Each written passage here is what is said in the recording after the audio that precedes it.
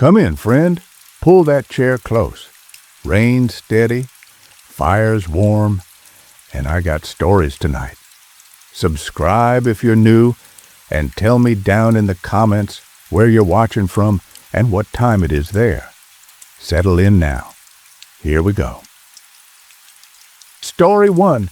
This one came in a letter I received back in '73, folded twice, no return address, postmarked from a little town in the Ozarks that I've never been able to find on any map since.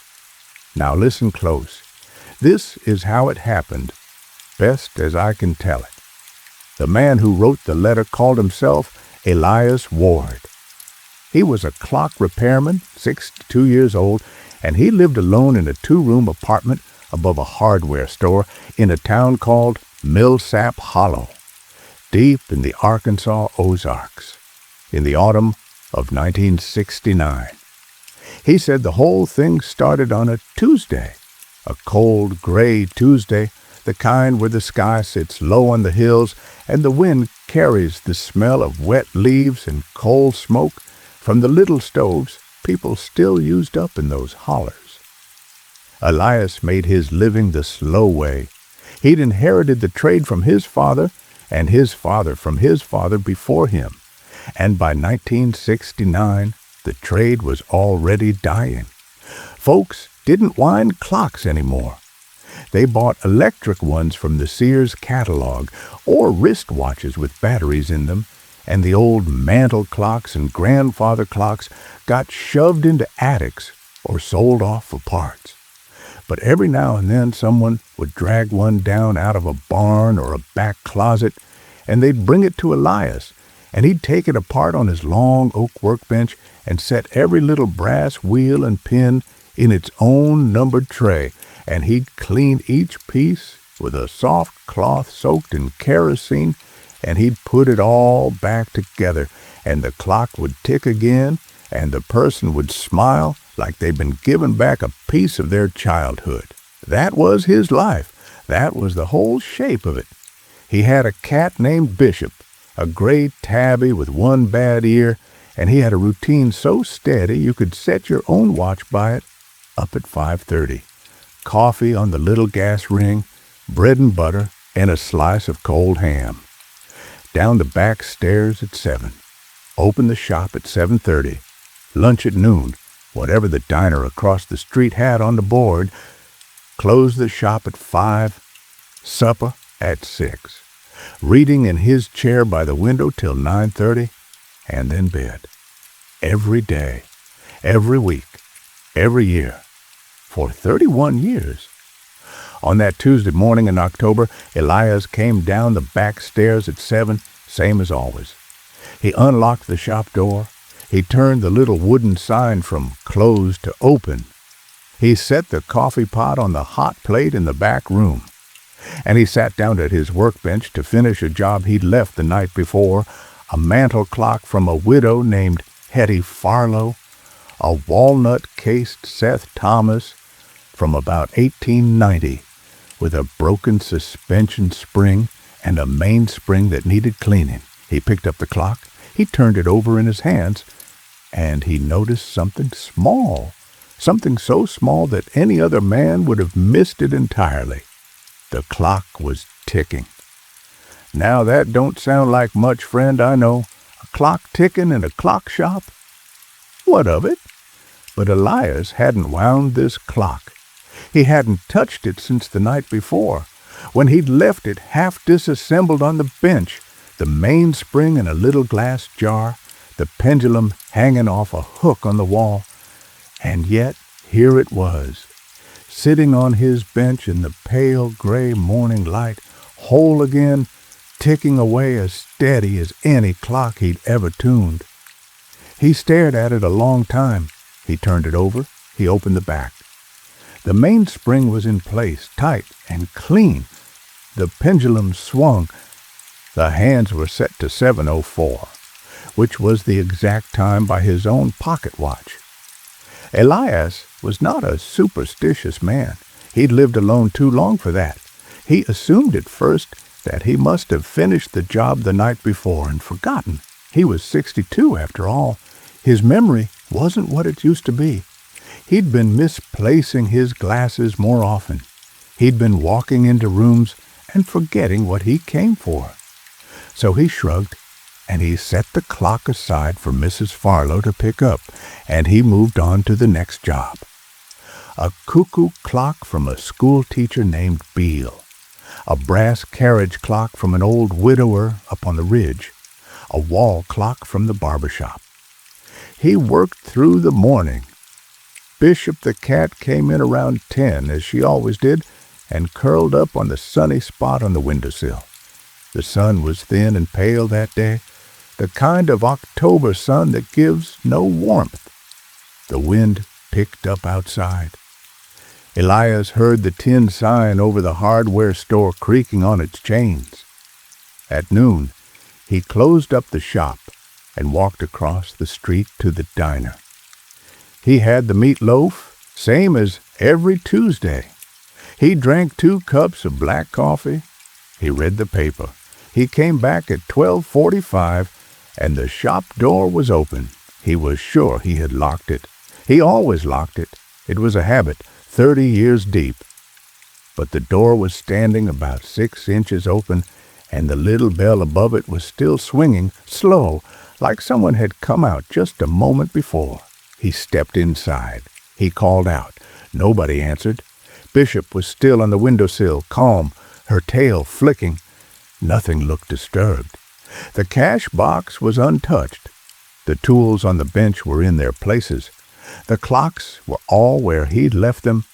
But there was a new clock on the bench, a small one, a little travel clock in a leather case, the kind a man might carry in his coat pocket. It was open, set upright, and it was ticking. It was set to 12:45, the exact minute, and Elias had never seen it before in his life. He picked it up. He turned it over. There was no maker's mark, no serial number. The leather case was worn smooth, the color of dark honey, and it smelled faintly of pipe tobacco and old paper. He set it down on the bench, carefully, and he stood there in the middle of his own shop, and he listened. Every clock in the shop was ticking. That was normal. That was the sound of his life. But the ticking was wrong. It was too even. Every clock, every single one was ticking in perfect unison. Tick, tick, tick. 30-some clocks, all of them beating at once, like one great heart in the walls. Now Elias knew clocks.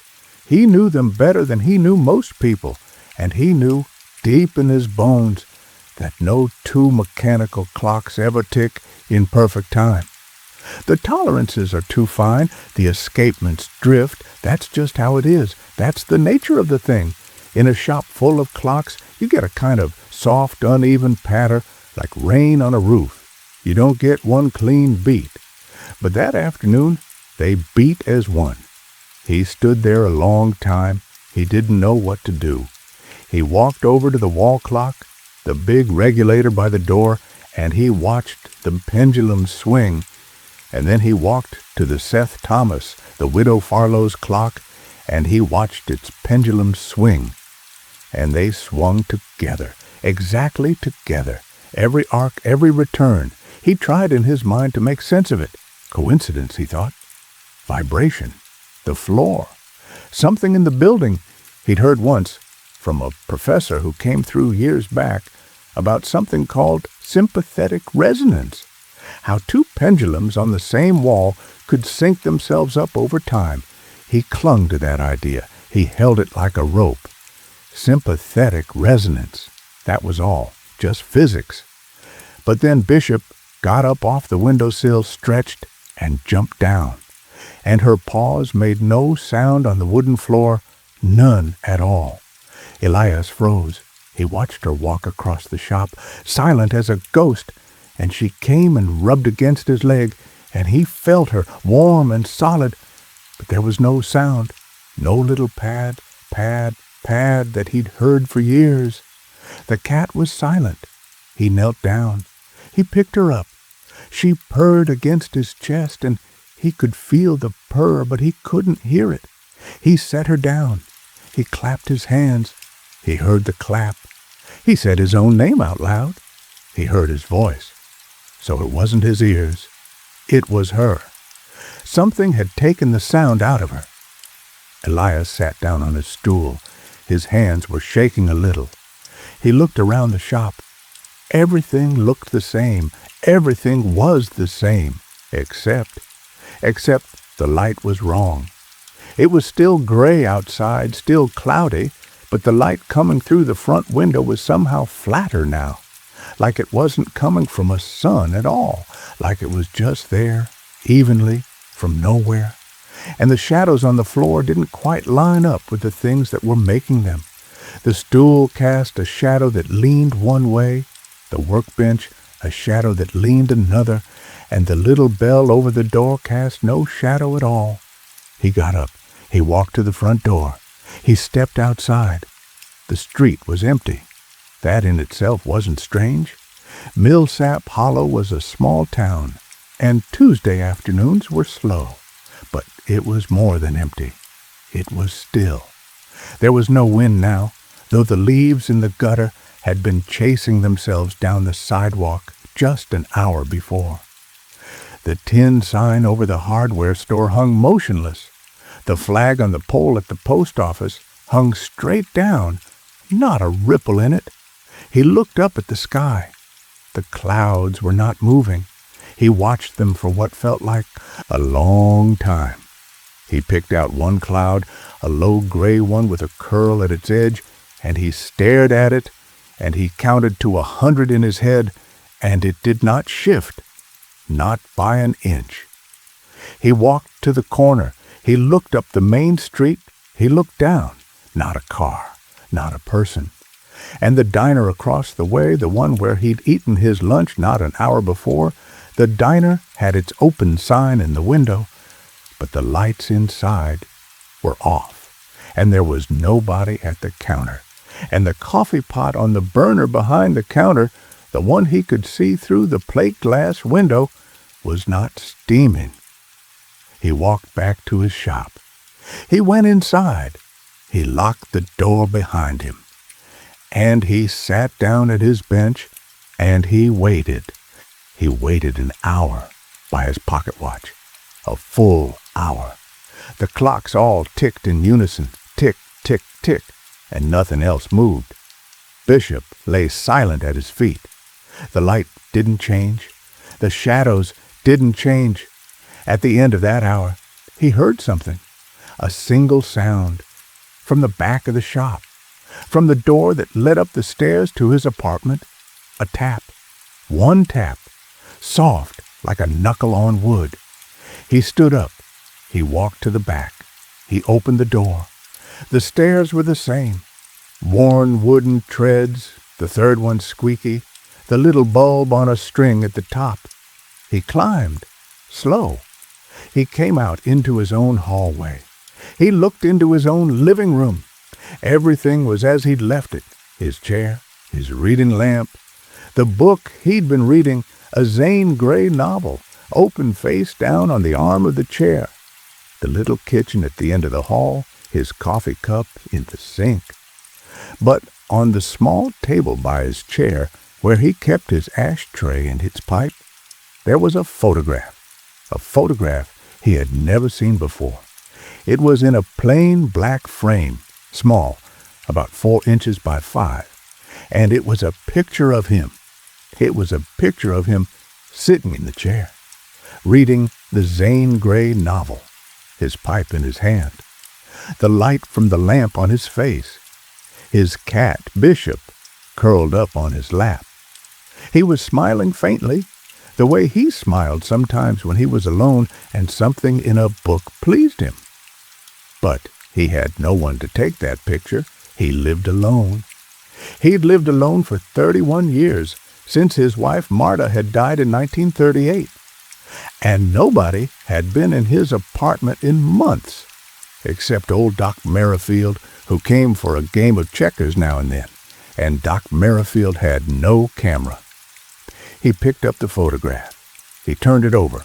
On the back, in a handwriting he did not recognize, Someone had written in pencil, October 14th, 1969, 7:12 p.m.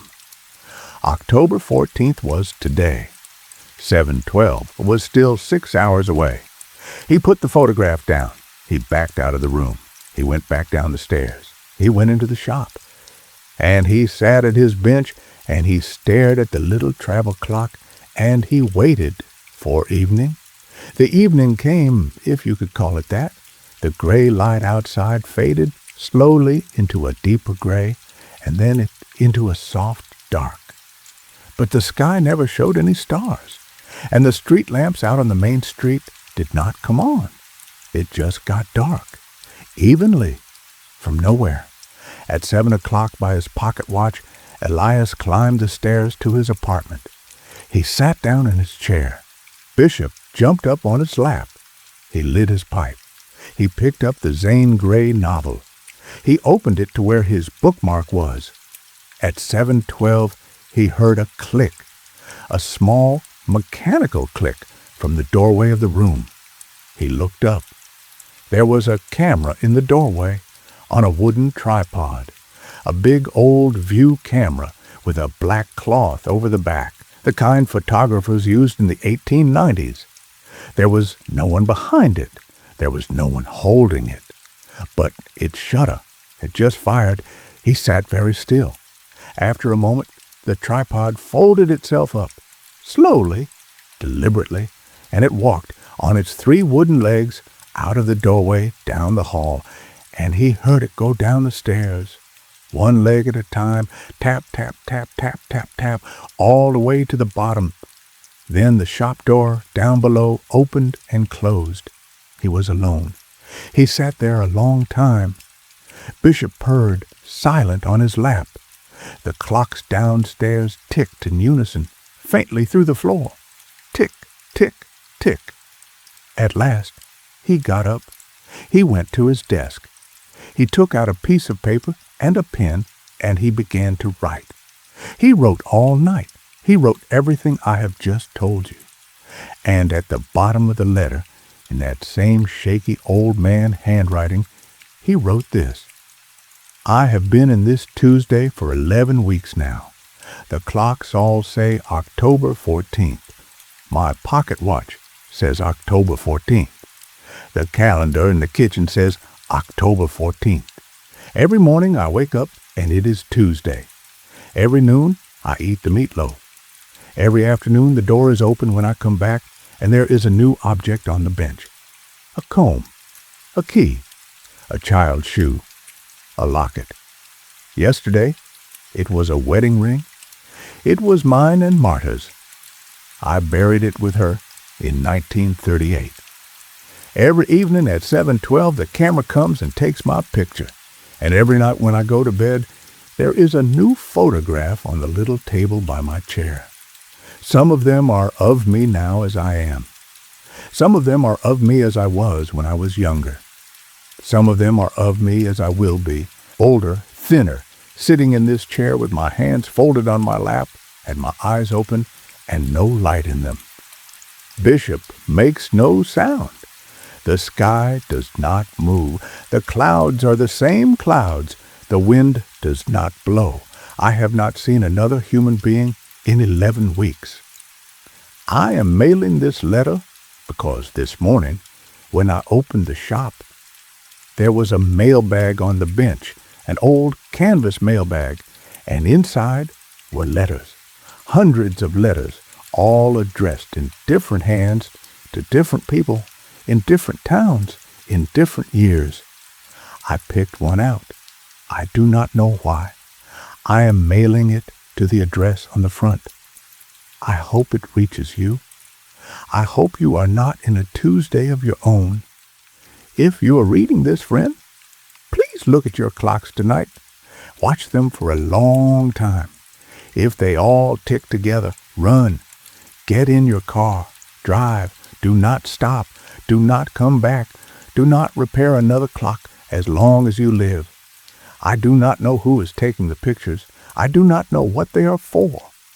I do not know why I was chosen.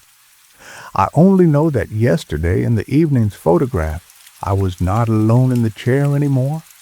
There was a second pair of hands folded over mine, older than mine, thinner, and when I looked at my own hands in the lamplight, they were folded exactly the same way, and I did not remember folding them. That was the end of the letter. I checked the postmark. Millsap Hollow, Arkansas, October 14th, 1969. The letter reached me in the summer of '73, 4 years late.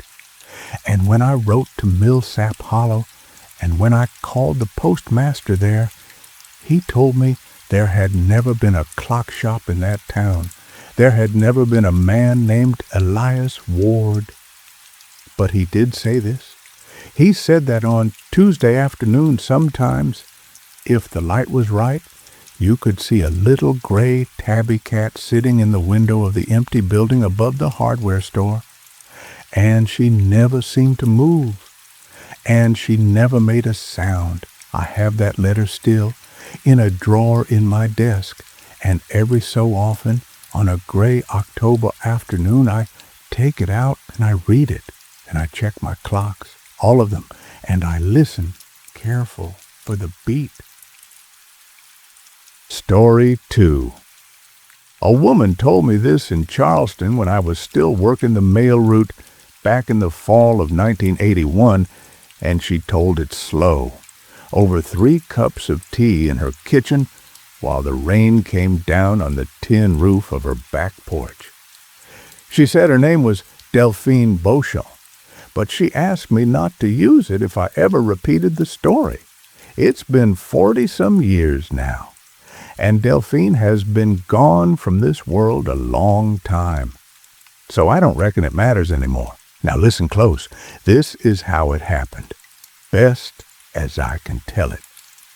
Delphine's cousin was a woman named Ruth Ann Prideaux, and Ruth Ann lived in a little cypress house on stilts out in the Atchafalaya Basin in South Louisiana, about 20 miles southwest of a town called Krotz Springs. The house had belonged to her grandfather and her father, and now to her, and it sat on 6 creosoted pilings over the Blackwater with a plank walkway leading out from the levee road and a tin roof and a screened porch that ran all the way around 3 sides. Ruth Ann was 54 years old in the summer of 1978. She was a widow. She'd been a widow for 9 years, since her husband Amos had drowned in the basin one August night, fallen out of his flatboat somewhere between the cypress knees. And by the time they found him 3 days later, the gars and the turtles had done their work. Ruth Ann had gone on. She kept the house. She raised chickens on a little bit of dry ground she owned up on the levee road. She sold eggs and honey and homemade fig preserves at a stand by the road, and she took in mending, and she got by. She was a small woman. Delphine described her as no taller than 5'1", with iron gray hair she wore in a braid down her back, and hands that were rough as pine bark from a life of work. She had one habit that Delphine remembered most clearly, and that habit was gloves. Ruth Ann wore gloves. She wore them summer and winter, indoors and outdoors, in the garden and at the supper table, and she had done so for as long as anyone could recall. They were plain cotton work gloves, the white kind with the red stitching around the cuff, the kind you could buy for $1 a pair down at the feed store. Ruth Ann bought them by the dozen.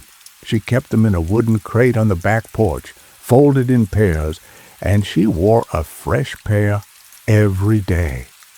Delphine had once asked her about it when they were younger, and Ruth Ann had just laughed and said she had bad skin. Sensitive. The sun bothered her, and that was the end of that. Nobody in the family ever pressed her on it. That's how families were down there. If a body had a small, strange habit that hurt nobody, You let them have it, and you thought no more of it, and you loved them just the same. Now here is where the story begins. In the summer of 1978, in the middle of July, Ruth Ann sent a letter to Delphine in Charleston. It came on a Wednesday, and Delphine still had the letter when she told me the story, and she showed it to me, and I read it with my own eyes. The letter said this. I remember it near word for word. Cousin, I need you to come. Something is wrong in the house. I do not know how to say it plain. The left glove keeps coming back. I throw it in the stove. I bury it in the yard. I take it out in the boat, and I sink it in the basin with a rock. And in the morning, it is in the crate again, folded, only the left one, never the right. I do not know what to do. Come if you can. Bring your Bible. Bring your good sense. Ruth Ann. Delphine read that letter 3 times. She read it out loud to her husband, and her husband, who was a practical man and a bookkeeper for a shipping company, told her it sounded like her cousin was losing her mind, and that the kindest thing to do was to go down there and see her situation and, if need be, arrange for someone to come stay with her.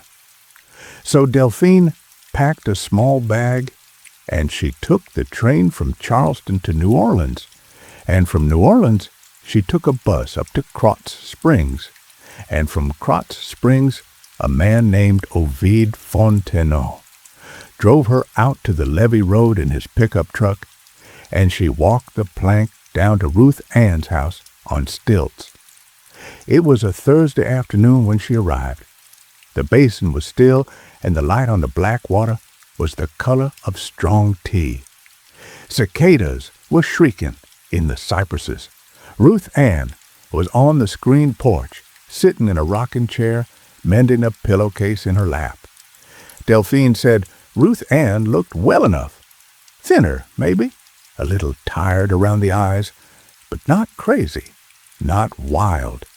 She was wearing her gloves, as always, and her hair was in its braid, and she stood up and hugged Delphine and said, You came. Bless you. You came. They had coffee on the porch. Ruth Ann did not bring up the letter. She talked about the chickens, and about a neighbor who had died, and about how the fig tree by the back steps had done well that year. Delphine let her talk. She figured Ruth Ann would come to it when she was ready. The afternoon passed. Ruth Ann made supper, red beans and rice, and a little smoked sausage, and they ate on the porch as the light went blue and the frogs started up in the cypresses. After supper, Ruth Ann washed the dishes at the sink in the kitchen. Delphine watched her from the doorway, and she noticed, for the first time, that Ruth Ann kept her gloves on even to wash dishes. The white cotton went dark with dish water at the cuffs, and Ruth Ann seemed not to mind. When the dishes were done, Ruth Ann sat down at the kitchen table across from Delphine, and she folded her gloved hands in front of her, and she said, I want to show you the crate. Come see. They went out on the back porch. There was a wooden crate against the wall, an old apple crate, with the words, Bell Pepper Farms burned into the side. Ruth Ann lifted the lid. Inside were folded pairs of white cotton gloves. Delphine counted them later. There were 42 pairs, neatly folded, each pair a right glove and a left glove laid palm to palm, cuff to cuff. Look at the top pair, Ruth Ann said. Delphine looked. The top pair was folded the same as the rest, right and left, palm to palm. But when she looked closer, she saw that the left glove was slightly darker than the right. Only slightly. The way a white cloth gets when it's been washed one time too many. And when she looked at the pair below it, the left glove there was darker still, and the pair below that darker again, all the way down. The right gloves were bright, clean white.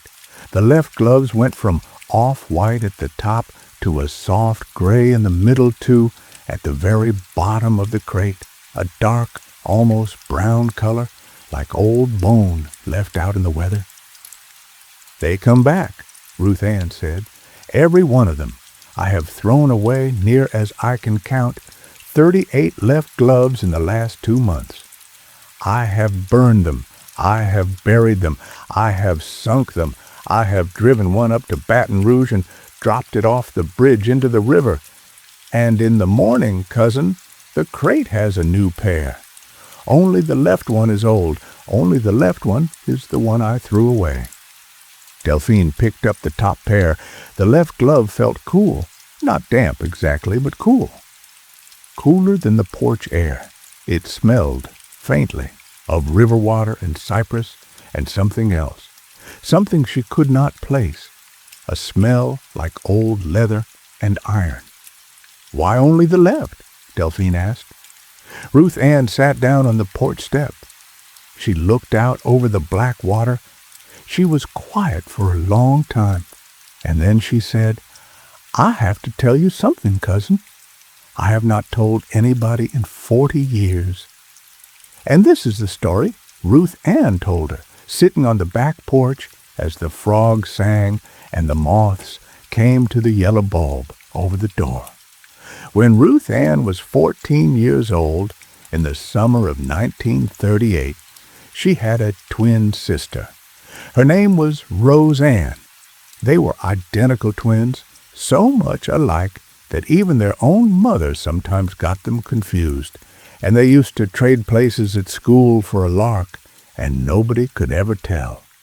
That summer, on a hot August afternoon, Rose Ann and Ruth Ann were out in the basin in their father's pirogue.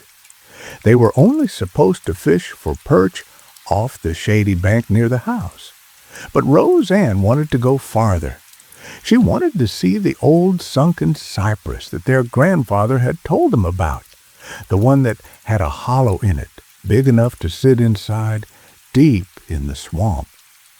So they poled the pirogue out through the cypress knees, farther than they were supposed to go, and they found the sunken cypress, and Rose Ann climbed inside the hollow, and she laughed, and she waved, and then something took her. Ruth Ann told Delphine that she did not see it clearly. She said it was quick. She said the water at the base of the cypress moved all at once, in a way she had never seen water move, like a curtain being pulled, and Rose Ann was inside the hollow, and then she was not. There was no scream. There was no splash, really. There was just a soft, wet sound, and Rose Ann was gone. Ruth Ann said she sat in the pirogue for a long time. She could not move. She could not think. She waited for Rose Ann to come up. She waited until the sun went down and the mosquitoes were thick as fog. And then, somehow, she poled the pirogue back home, and she told her mother and her father that Rose Ann had fallen in the water and had not come up. They searched for a week. They dragged the basin with nets. They brought in men from 3 parishes. They found nothing. Not a bone, not a scrap of dress, not a shoe. Rose Ann Prideaux was simply gone at 14 years old, and the family mourned her as drowned, and life went on the way it does.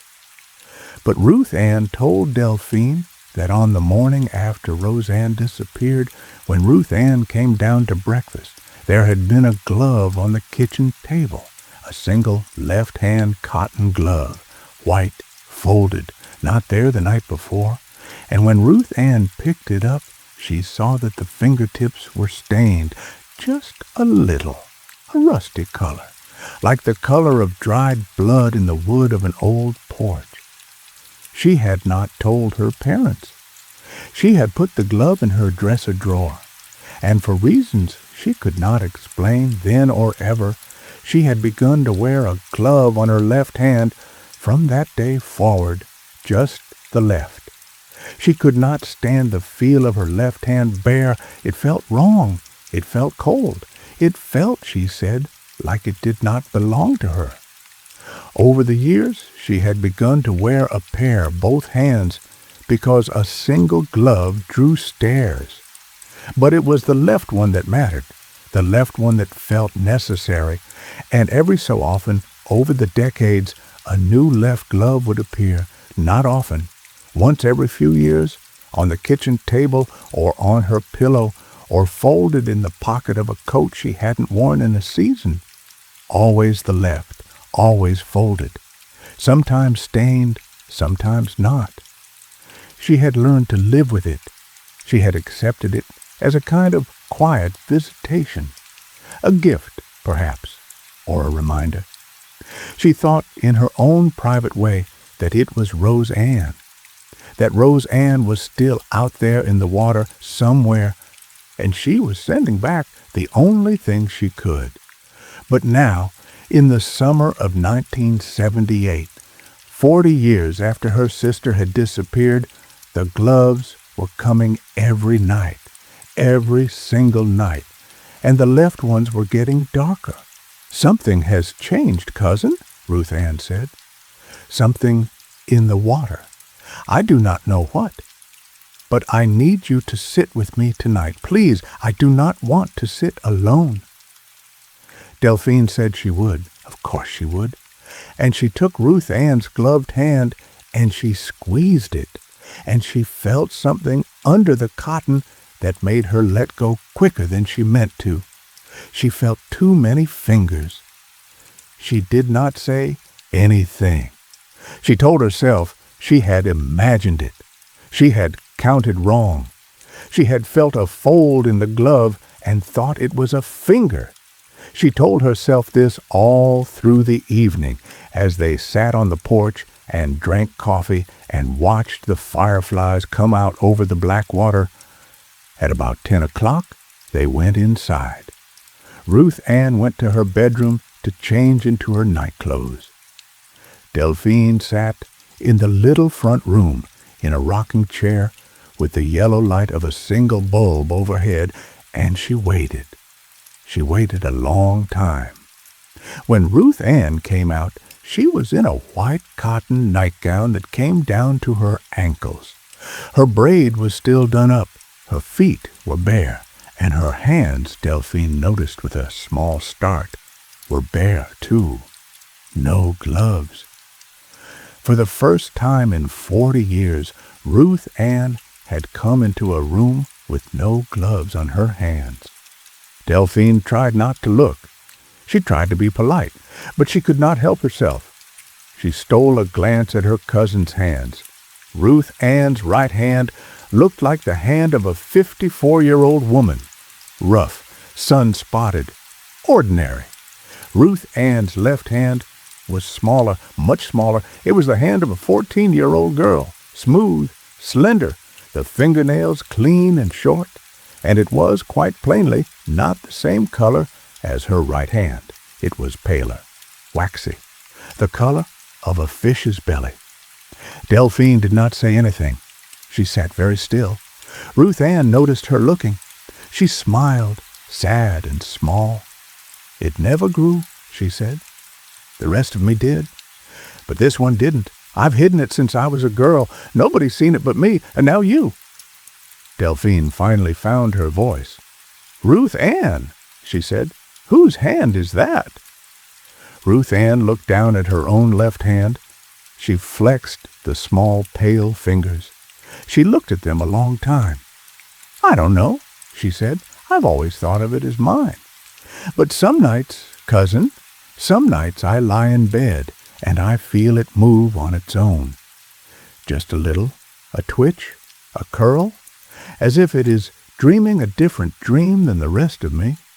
They sat together in the little room until midnight. Ruth Ann talked, quiet, about her sister, about the summer of 1938, about the sunken cypress, about how, on some nights, when the frogs stopped singing all at once, she thought she heard someone humming, far out in the basin, a tune their mother used to sing to them at bedtime, a Cajun lullaby, an old one about a little bird that could not find its way home. At midnight, Ruth Ann said she was tired. She went to bed. Delphine stayed up. She could not have slept if you paid her.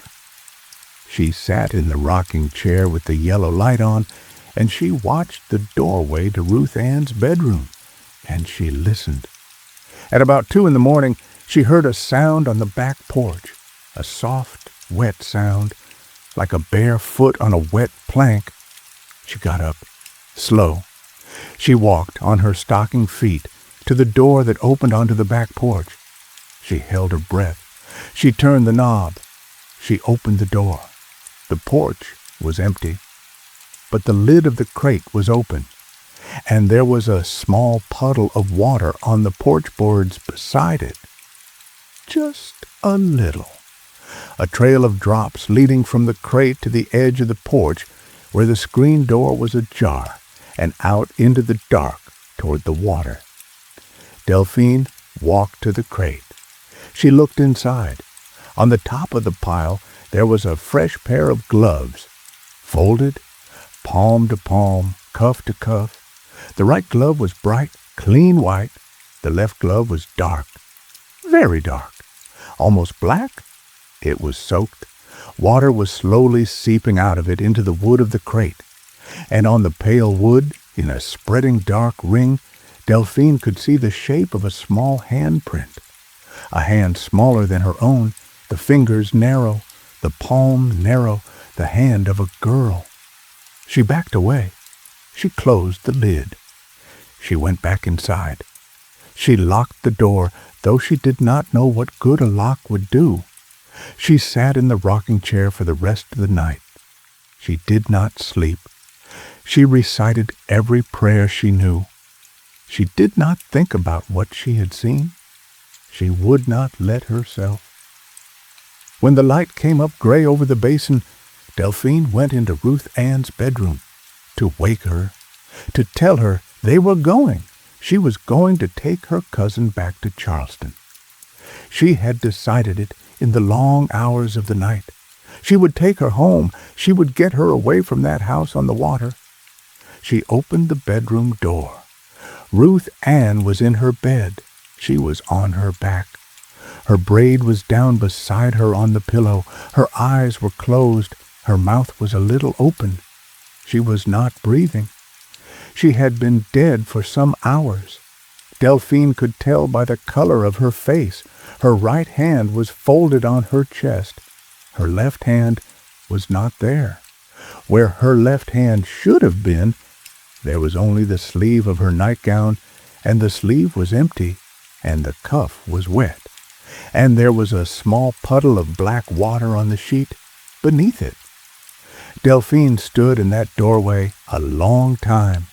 She said, when she told me the story in her kitchen in Charleston, that she did not scream. She did not cry.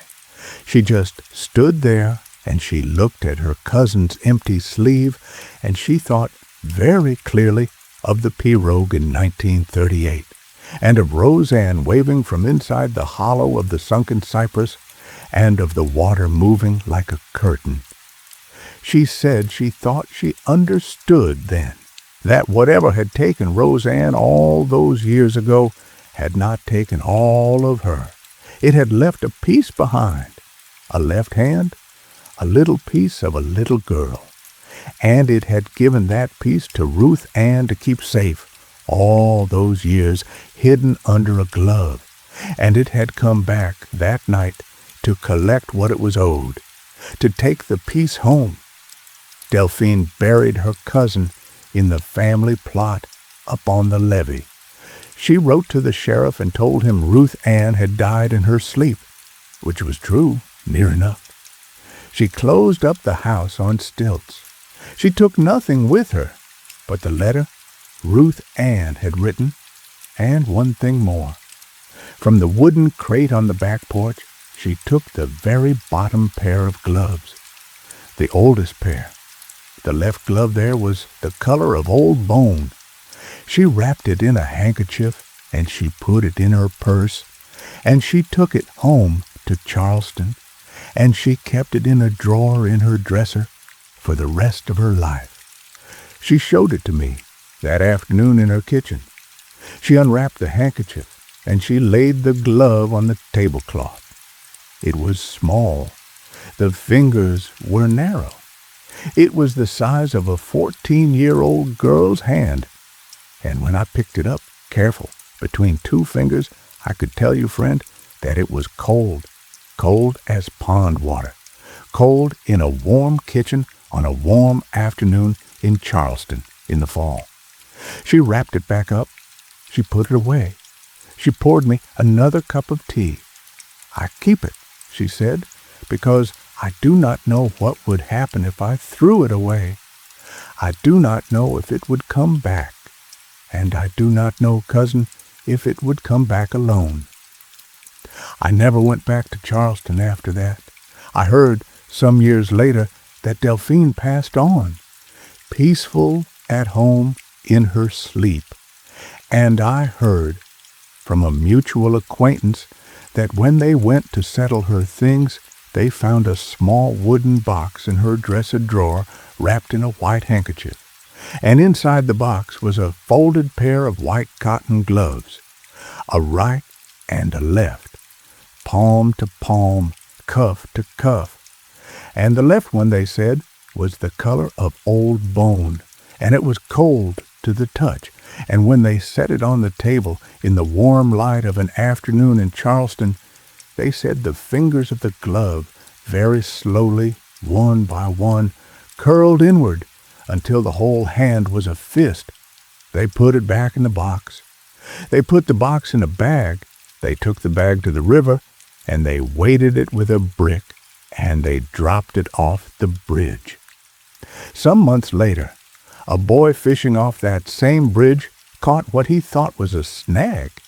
He pulled and pulled, and what came up on his line, hooked through the cuff, was a single left-hand cotton glove, white at the wrist, dark at the fingers. He took it home. He put it in a drawer. I don't know his name. I don't know what happened to him.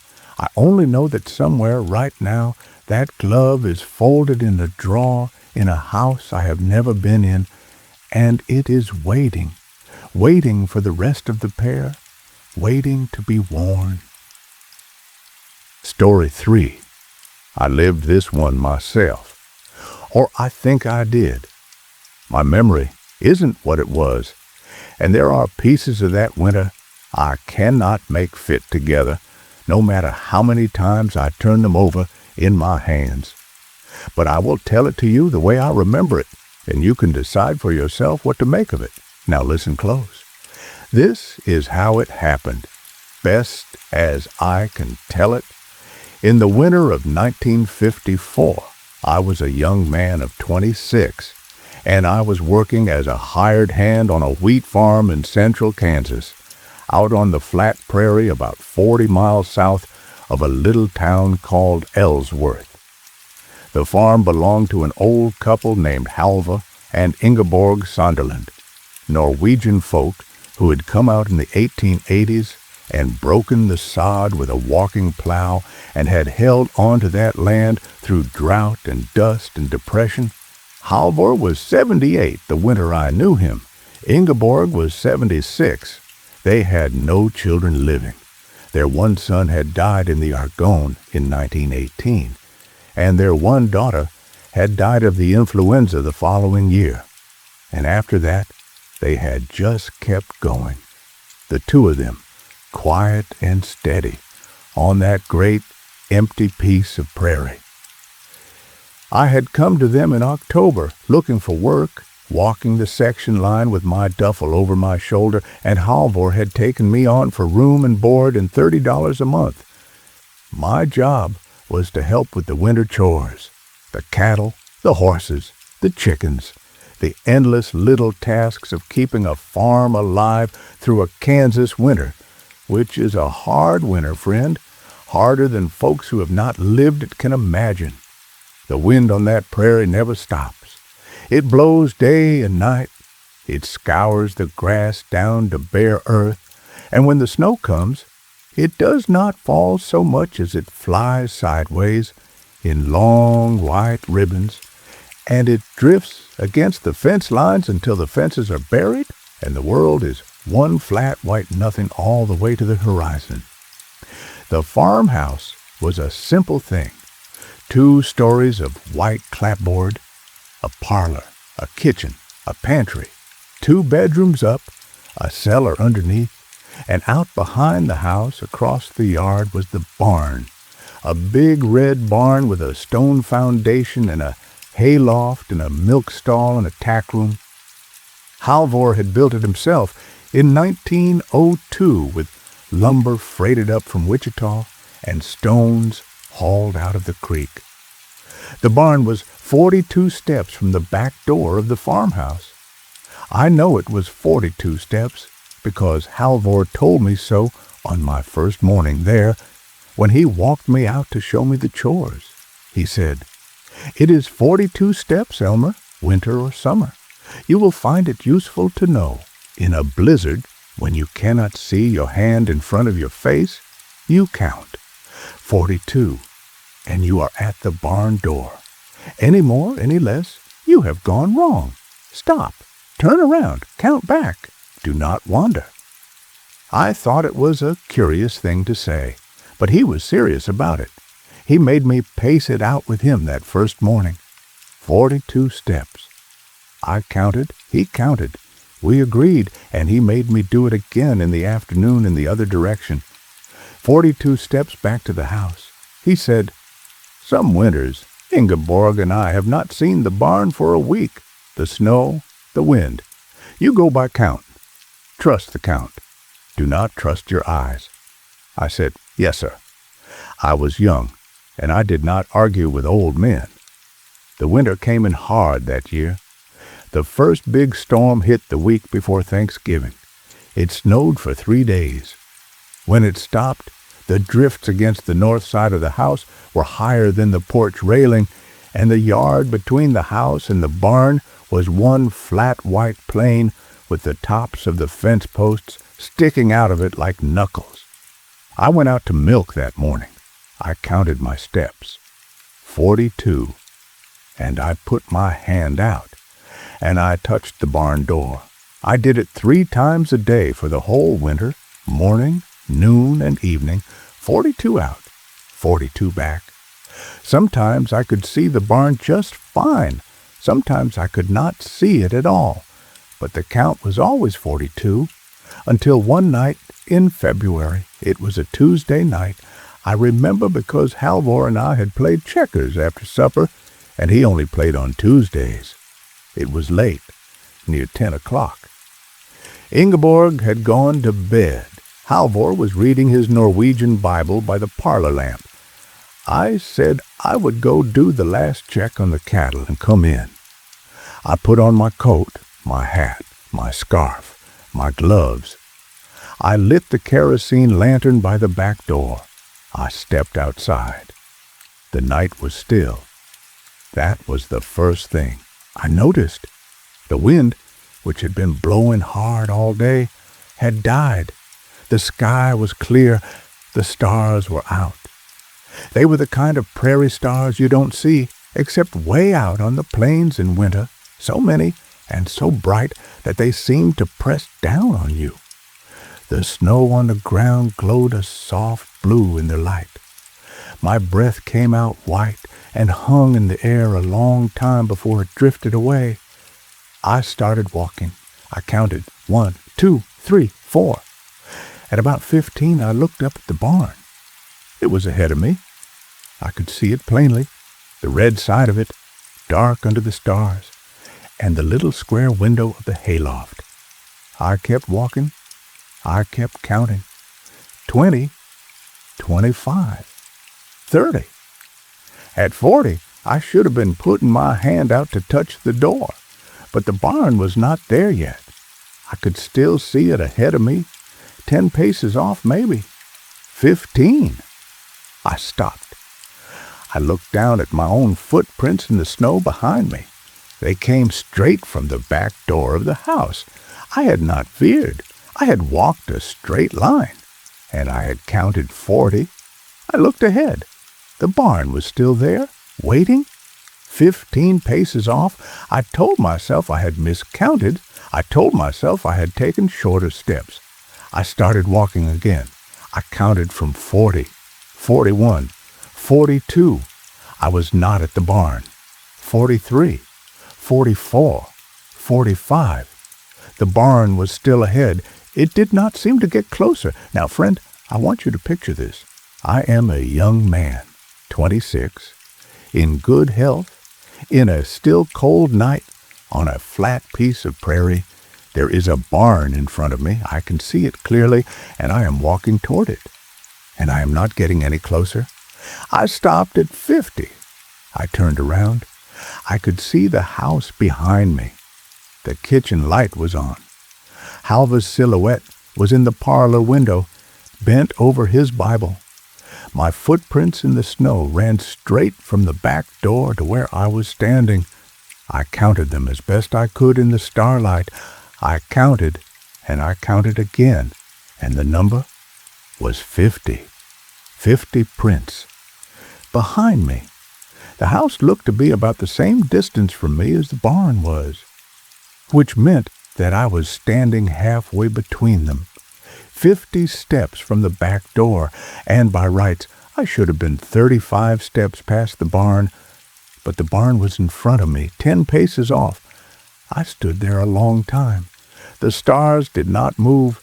My breath came out and hung in the air.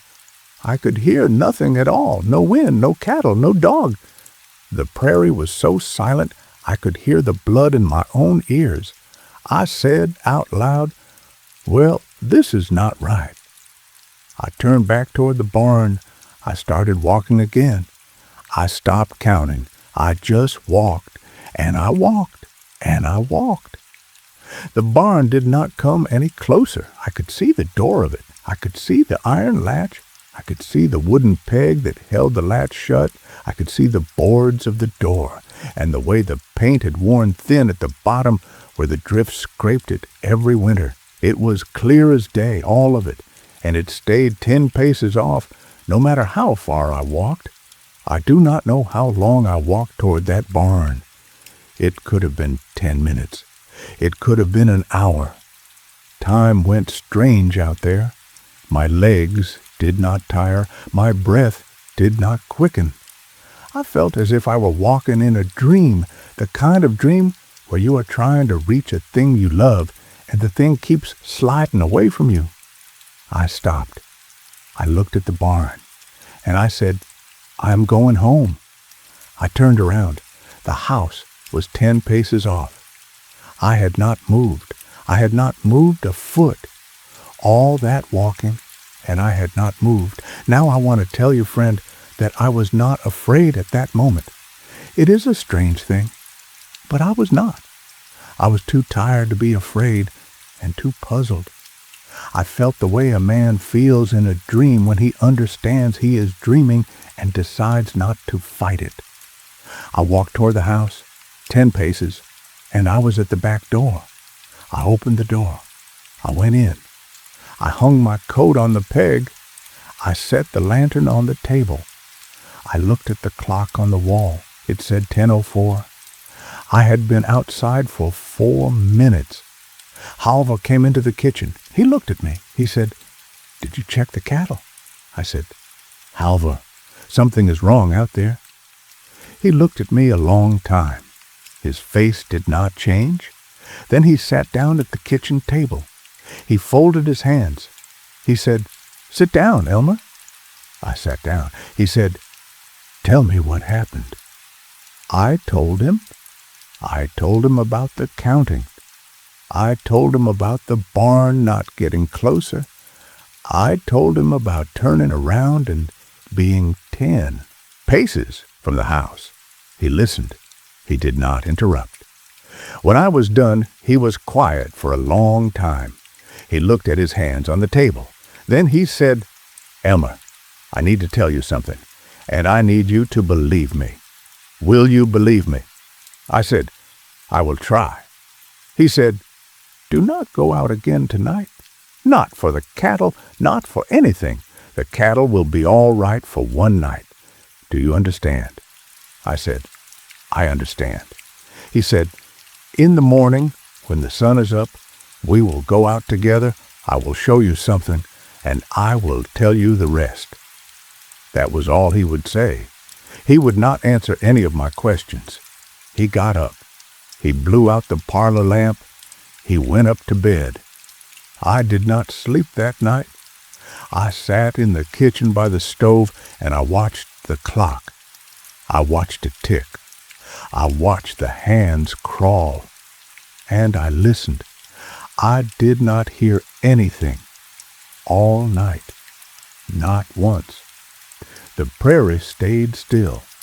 In the morning, the sun came up over the flat land, red and low, and the frost on the windows melted, and the world came back to itself. Halvor came downstairs.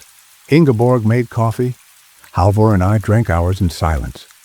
Then he put on his coat, and he said, "Come." We went out the back door. He carried a coil of rope over his shoulder. We walked to the barn. 42 steps, just as always. In the daylight, it took no time at all. I touched the door with my hand, and it was the door, solid, cold, the paint worn thin where the drifts scraped it. Halvor did not open the barn. He turned, and he faced back toward the house. He said, "Walk with me, slow." We walked back to the house together, 42 steps. He counted them under his breath. So did I. At the back door, he stopped. He said, "Now, look at the ground." I looked. In the snow between the house and the barn, my footprints from the night before were still there, and they told a story. They came out of the back door in a straight line, walking toward the barn. They stopped about halfway across. There was a churned-up patch there where I had turned around and paced and turned around again. And from that churned-up patch, my footprints ran back to the house. But the churned-up patch was not halfway. It was not 50 steps from the door. I counted them in the fresh morning light. I counted my own prints one by one. There were 126 of them, 126 steps out before I stopped, 126 steps back. I had walked a quarter mile that night, straight out toward the barn, and I had not gotten past the halfway point, and I had walked a quarter mile back, and I had come out at the back door. Halvor watched my face while I understood this. He watched me a long time. Then he said, "Elmer, come inside. I will tell you." We went into the kitchen. Ingeborg poured us fresh coffee, and she went into the parlor and closed the door behind her. And I understood that she had heard this conversation before, probably many times, and that she did not want to hear it again. Halvor sat down across from me. He said this. I remember every word. "There is a piece of ground between the house and the barn," he said. "That is not ground the way you and I know ground. It is 42 steps across. It has been 42 steps across since I built the barn in 1902. It will be 42 steps across when you and I are both dust. But it is not the same 42 steps for everyone, and it is not the same 42 steps every night. Some nights, if a man goes out at the wrong hour, the ground gets long. It stretches. He walks and does not arrive. If he keeps walking, some men have walked all night. My brother Olaf walked all night in 1912. He was found in the morning, sitting in the snow, 300 paces past the barn. He had walked past it without seeing it. He was frozen. He was smiling. He said, before he died in my arms in this very kitchen, that he had been trying to reach a red barn that stayed the same distance away, and that he had been happy while he walked, because he thought he was going home. I have known 5 men to go out and not come back. 2 were hired hands like you. One was a preacher who came to visit in a snowstorm in 1929. 2 were my own neighbors, boys who came over to borrow a tool. I have found 3 of them. The other 2 are still out there. I do not know what the ground is. I do not know why it is here. My father told me it was here before us, before the sod was broken, before the buffalo ran on it. He said there are places on the prairie where the earth is thin and things on the other side can reach through, and this is one of them. He said the barn is a marker, 42 steps. The count is a prayer against the reaching. When you counted last night and it did not come out right, that was the ground stretching. That was the reaching. It was hungry. It was looking at you. And you did the only thing you could have done, Elmer. You turned around. You came home. If you had kept walking, you would not be sitting here now. I said, "How did I come back so fast?" He looked at me. "You did not come back fast," he said. "You came back slow. It was slow going out and slow coming back. You were out there for 4 hours by the clock, not 4 minutes. I said, however, the clock said 10:04. I looked at it. He said, the clock lied, or your eyes lied. It does not matter. You came in this morning at 7. You have been sitting at this table for 11 hours. You do not remember because the ground took the memory, or because your mind will not let you have it. Ingeborg and I found you at the door at 6:30. You were blue. Your eyes were open. You were holding the lantern. It had gone out. You were saying over and over the number 42. You would not answer to your name. You have been sitting here since. It is now noon. I looked at the clock on the wall.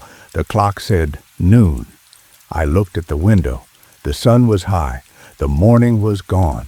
I do not remember the rest of that day.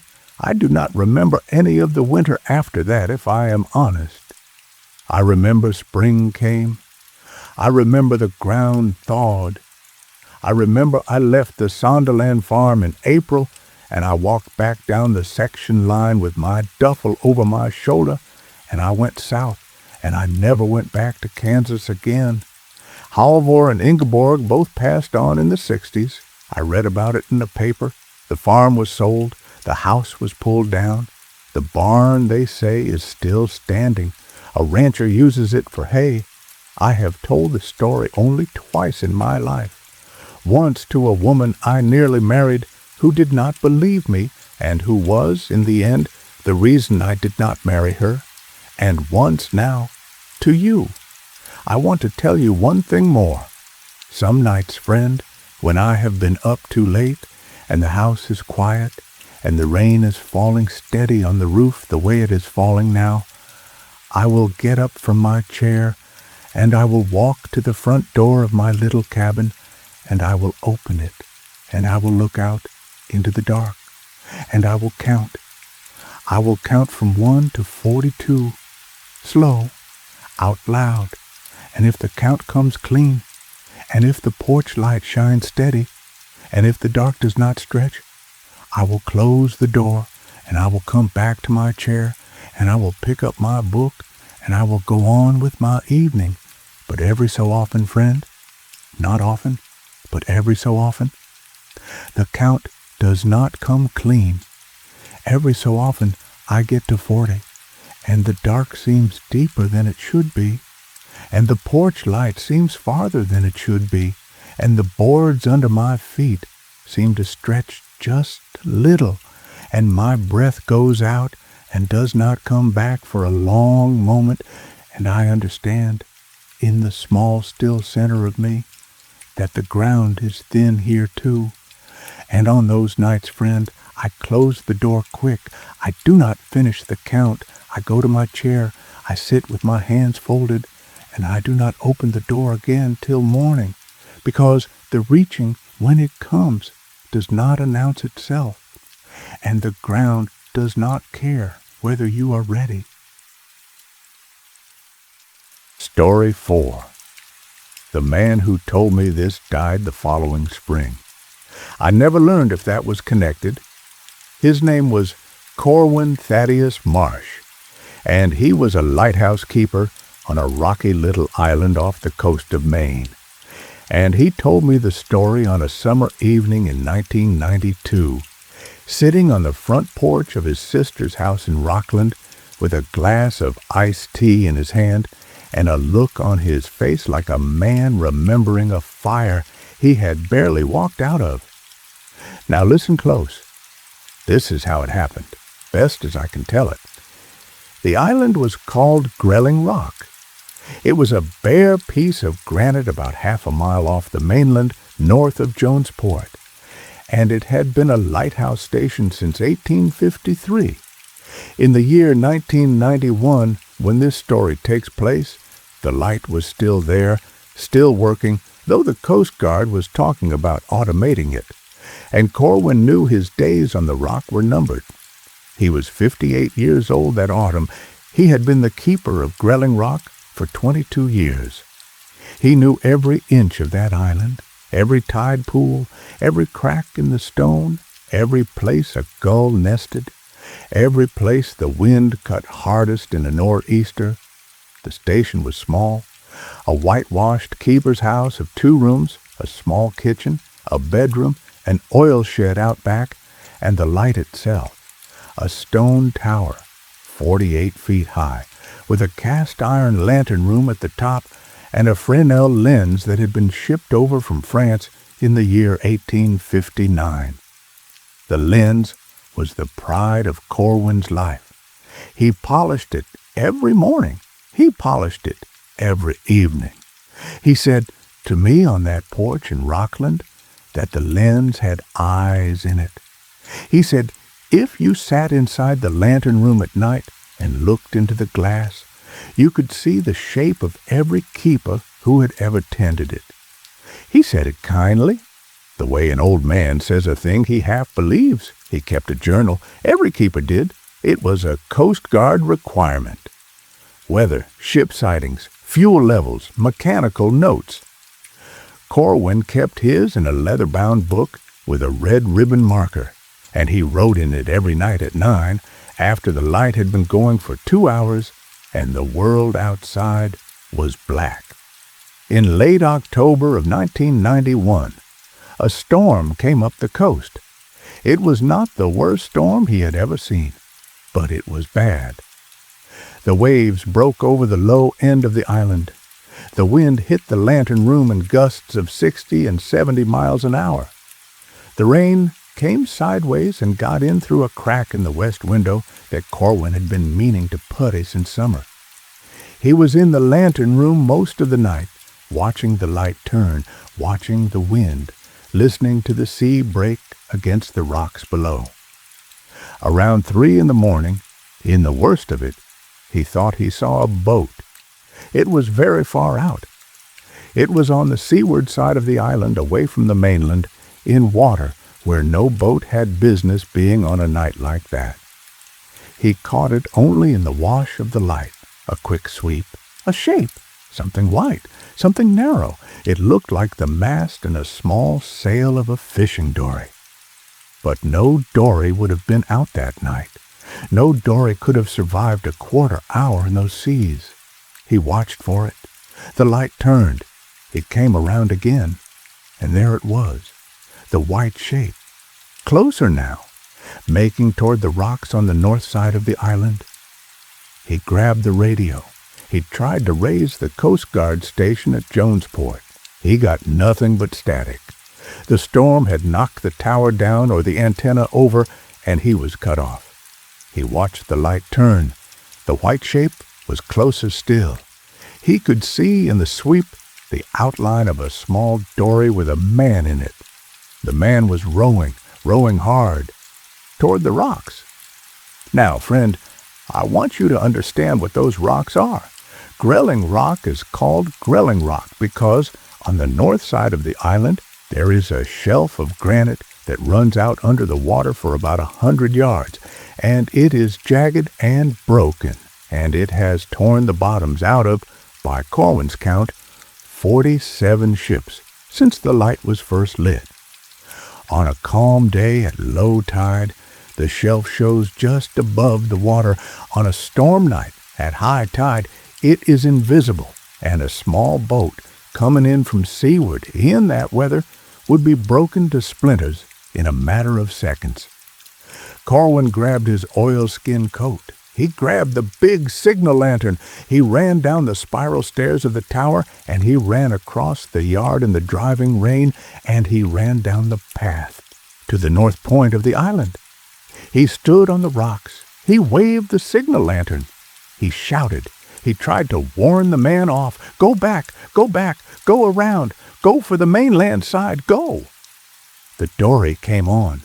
The man in it kept rowing. He did not look up. He did not turn his head. His back was to Corwin and to the light, and he was rowing steady, pull, pull, pull, straight for the shelf. Corwin watched him hit. The dory struck the shelf at a good speed, and the sea lifted it and dropped it on the rocks, and the boards of the little boat split apart with a sound Corwin said he would never forget, a sound like a great tree cracking in half. The man was thrown out. Corwin saw him for one moment in the sweep of the light. He was a small man. He was wearing a dark coat. He went under. He came up. He went under again. He did not come up. Corwin waited. He waited a long time. He held the signal lantern up. He swept it back and forth over the water. He shouted. Nothing came back. He went to the keeper's house. He wrote in his journal at 9 a.m, when the storm had blown itself out and a pale sun had come up on the calm gray sea. He wrote, "Small dory lost on North Shelf 0300. One man aboard, rowing hard for rocks against warning, struck and went under. No survivor. No wreckage recovered by daylight. Sea calm now. Radio still out." He rowed to the mainland that afternoon when the water was flat, and he reported the wreck to the Coast Guard at Jonesport. They sent out a cutter. They dragged the shelf. They found nothing, not a plank, not an oar, not a cap, nothing. The Coast Guard officer, a young lieutenant named Hurd, was polite about it. He said storms did strange things to a man's eyes at 3 a.m. He said the light played tricks.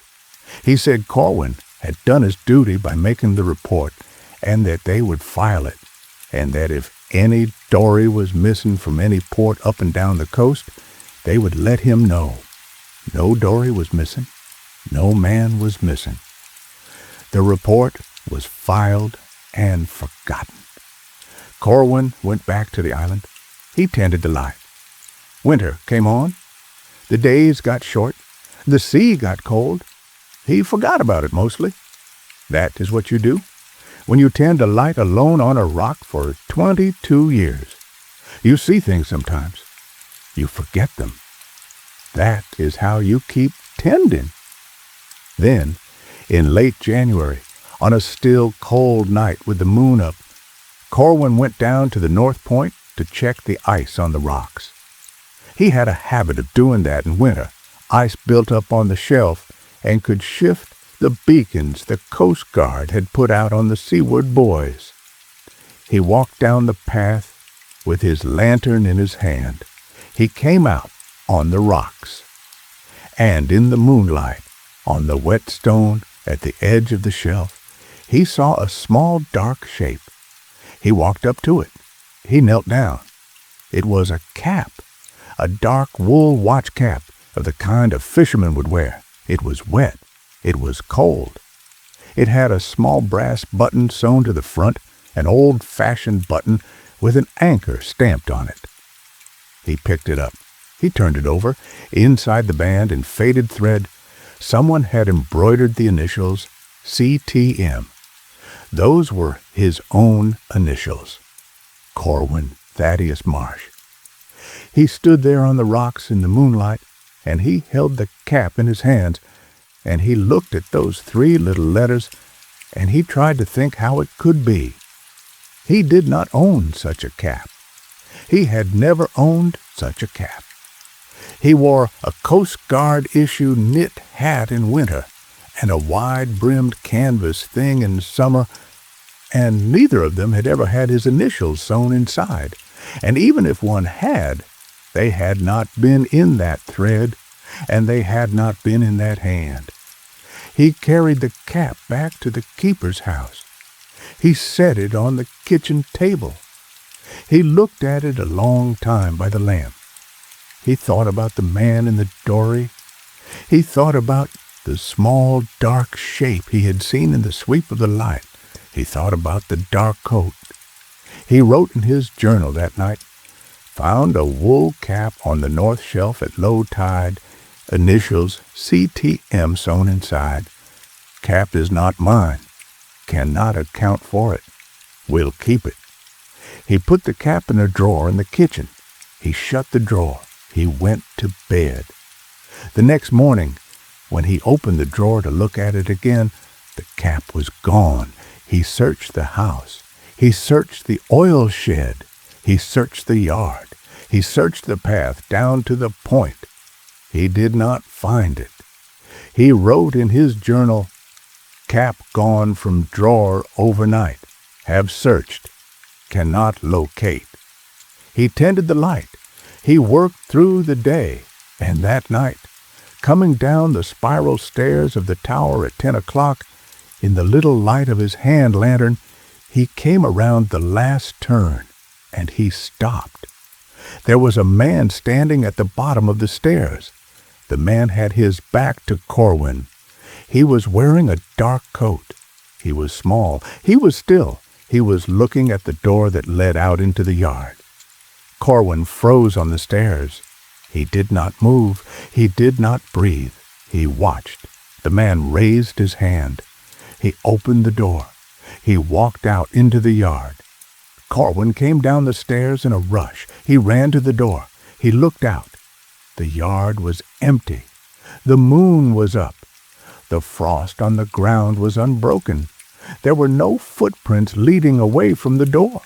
There were no footprints anywhere in the yard except his own, from earlier in the day, half melted and refrozen in the paths he always took. He did not sleep that night. He sat in the kitchen with the lamp turned up high, and he watched the door, and he listened. He heard nothing. In the morning, when the pale winter light came up on the sea, Corwin went out to the North Point again. He did not know why. Something told him to go. He walked down the path with his lantern, though he did not need it in the daylight, and he came out on the rocks. On the wet stone at the edge of the shelf, there was another dark shape. It was a glove, a single wool glove, left-handed, wet, cold, and when he turned it inside out, he found, sewn into the cuff in faded thread, the initials CTM. He put the glove in his coat pocket. He walked back to the keeper's house. He put the glove in the drawer where the cap had been. He sat down at the kitchen table, and he began, for the first time in his 22 years on the rock, to be afraid. He wrote in his journal, "Found a left-hand wool glove on the shelf. Same initials, same thread, same hand. I do not know what this is. I do not know what to do." Over the next 6 weeks, the sea gave him back a whole man. That is the phrase Corwin used on that porch in Rockland when he told me the story. The sea gave me back a whole man. He said it flat, without expression, the way a man reports a fact. Every few days, another piece would appear. On the north shelf, at low tide, in the pale winter light, a right-hand glove, a left boot, a right boot, a dark wool coat, folded and wet, laid on the rocks as if by careful hands. A pair of trousers, wool, dark, with the salt of the sea in them, but not the tearing of the sea. A shirt, a pair of long underwear, a leather belt with a brass buckle. Each thing had, somewhere on it, sewn in faded thread or scratched into leather or stamped into metal, the initials C.T.M. He brought each thing back to the keeper's house. He laid them on the kitchen table. He arranged them in the shape of a man as they would be worn. Coat, shirt, trousers, belt, boots, gloves, cap. By the middle of March, he had a whole outfit, a whole set of clothes, every piece of clothing a small man would need to go out into a Maine winter in a small boat and row hard against a storm. And every piece belonged by the initials to him. The last thing the sea gave him was a face. It was on a morning in late March, and the ice was breaking up on the shelf, and Corwin went down at low tide with a heavy heart, because he knew somehow that something was waiting for him. On the rock at the edge of the shelf there was a small oval frame, a pewter frame, about the size of a man's palm, and in the frame, under a piece of clean glass, there was a photograph. The photograph was of Corwin. It was him, his own face, his own eyes, his own mouth. But he was younger. He looked to be about 30 years old. He was clean-shaven as Corwin had been at 30.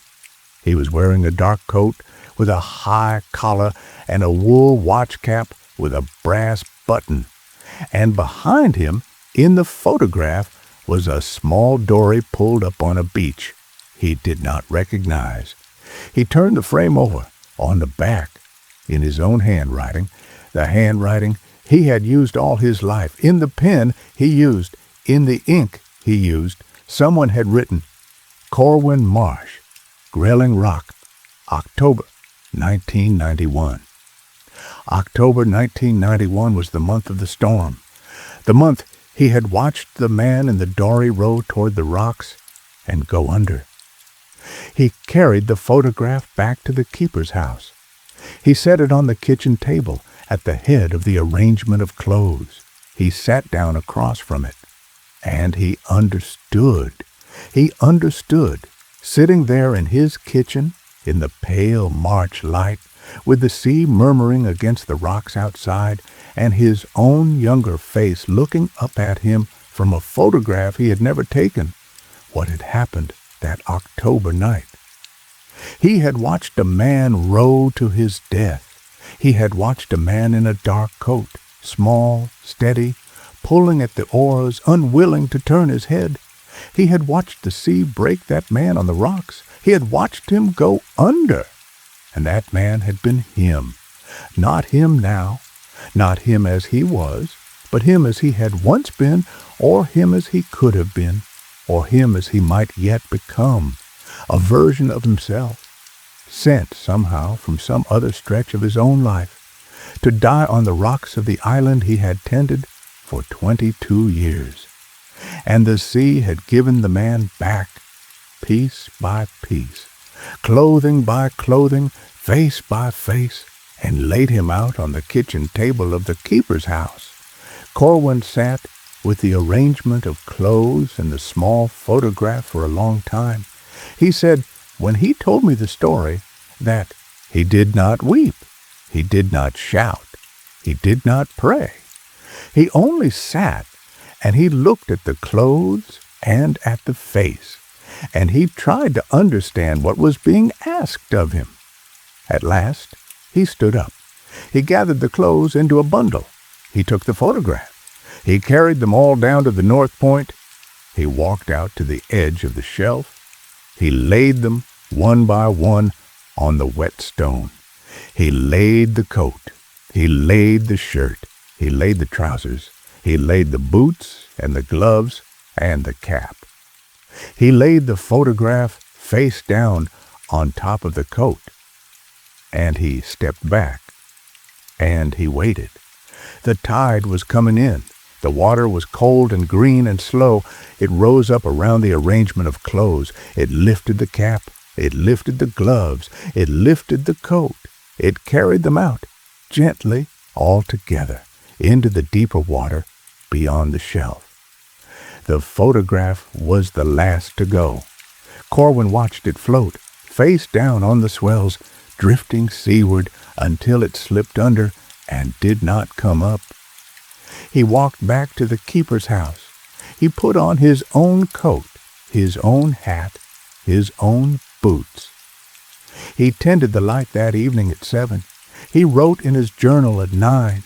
He did not write about the clothes. He did not write about the photograph. He wrote only about the weather and the state of the lens and the fuel level in the oil tank. He tended the light for 2 more years. In the spring of 1993, the Coast Guard automated the station, and Corwin came off the rock. He moved in with his sister in Rockland, and he told me the story that summer on her porch, and he died the following spring of a heart that had been failing for some time. I want to tell you one thing more. When Corwin told me this story on the porch that evening in 1992, he leaned forward at the end, and he set his glass of iced tea on the little table between us, and he looked at me a long time. His eyes were very pale, pale blue, watery, the way an old man's eyes get. He said, "Elmer, I want to tell you what I have never told anyone. I know why the sea gave him back to me. I know why the pieces came ashore." I said, "Why?" He said, "Because I did not go out to save him. I stood on the rocks with a lantern in my hand, and I watched him row to his death, and I did not launch the dory. I did not go into the water. I did not try. He was too far. The storm was too bad. I told myself these things at the time, and I told myself these things afterward, and they were even true. But they were not the whole truth. The whole truth is that when I saw him in the sweep of the light, I knew, without knowing, that it was me. And I did not want him to reach the island. I did not want to meet him. I was afraid of what he would say to me, so I stood on the rocks, and I let him die. And the sea knew. The sea gave him back to me piece by piece, so I would have to see. So I would have to lay him out on my own kitchen table. So I would have to understand. And when I understood, and when I gave him back to the sea took him and let me go. But some nights, Elmer, some nights, when the wind is up and I am half asleep, I hear the oars. I hear a small dory in the water rowing, steady, pull, pull, pull, coming in from seaward, making for the rocks. And I know that somewhere, on some other stretch of my own life, I am still out there, still rowing, still trying to reach the light. And I know, friend, that on the night I finally die in this bed, in this house, it will be because I have made it in, because I have finally reached the rocks, because I have come at last to meet myself. He picked up his glass of iced tea. He drank the last of it. He set the glass down. He died that April in his sleep. His sister found him in the morning. She said his eyes were open. She said he was smiling. She said his hands were folded on his chest, one over the other, the way a man folds his hands when he has finished a long and difficult piece of work. And on the little table by his bed, she found a photograph in a pewter frame, a small oval frame. And in the frame, under a piece of clean glass, was a picture of Corwin as a young man, about 30 years old, clean-shaven, wearing a dark coat with a high collar and a wool watch cap with a brass button, standing beside a small dory pulled up on a beach. She did not recognize the photograph. She had never seen it before. And when she turned the frame over, she found, written on the back in her brother's own hand, in the pen he used, in the ink. Used Corwin Marsh, Grelling Rock, October 1991. She kept the photograph. She showed it to me one afternoon in Rockland, some years after her brother had passed. I held it in my hand. I looked at the young man's face. And I will tell you, friend, that his eyes in the picture were not the eyes of a young man. They were old eyes, tired eyes, watery blue, eyes that had rowed a long way in a bad sea and had reached, at last, the light they had been rowing toward. Story 5. This story sat in my journal for 40 years before I understood it. I wrote it down in the winter of 1984, the way it was told to me by a man in a diner outside of Winslow, Arizona, and I did not touch the page again until just this last summer, when a small thing happened in my own life that made me open the book and read what I had written and finally see the shape of it. Now listen close. This is how it happened, best as I can tell it. The man in the diner called himself Reuben Alcott.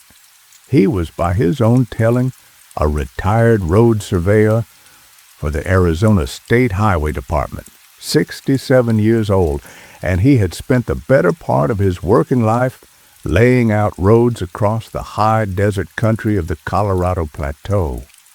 He wore a canvas jacket the color of dust and a felt hat that had been sweated through so many summers the brim had gone soft, and he had hands that were the color of old saddle leather with pale scars across the knuckles from where the theodolite handles had bit him in the cold.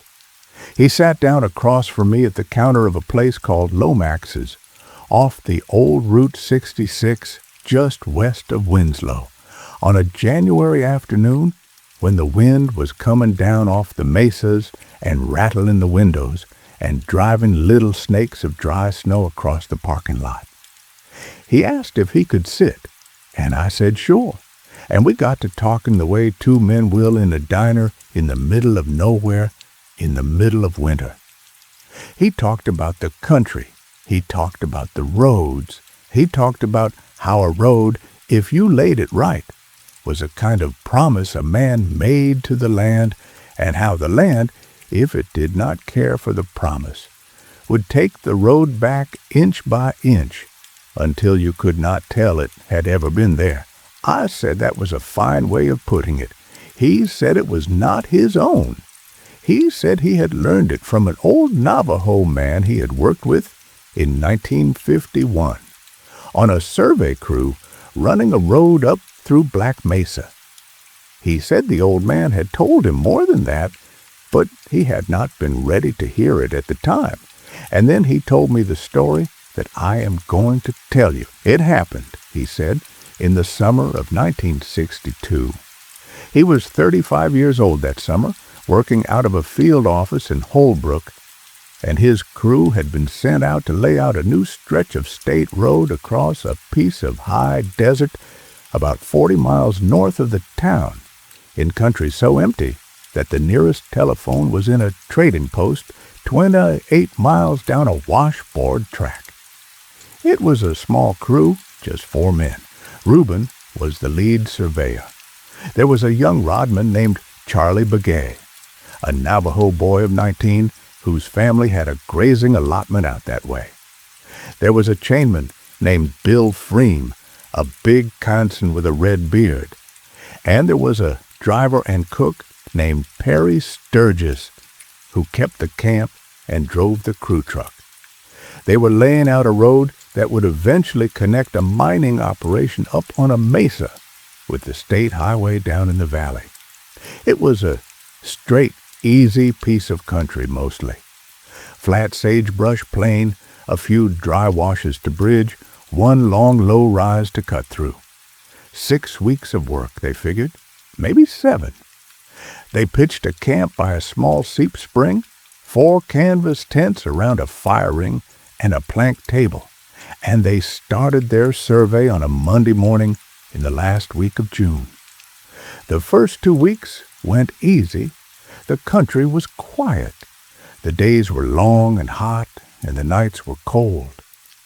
They set their benchmark on a stone outcrop, and they ran their baseline north-northeast, and they set stakes with orange flags every 100 feet, and Charlie Begay walked out ahead with the rod, and Bill Freem paced back with the chain, and Reuben set up the theodolite on the tripod and shot the angles, and everything came out clean.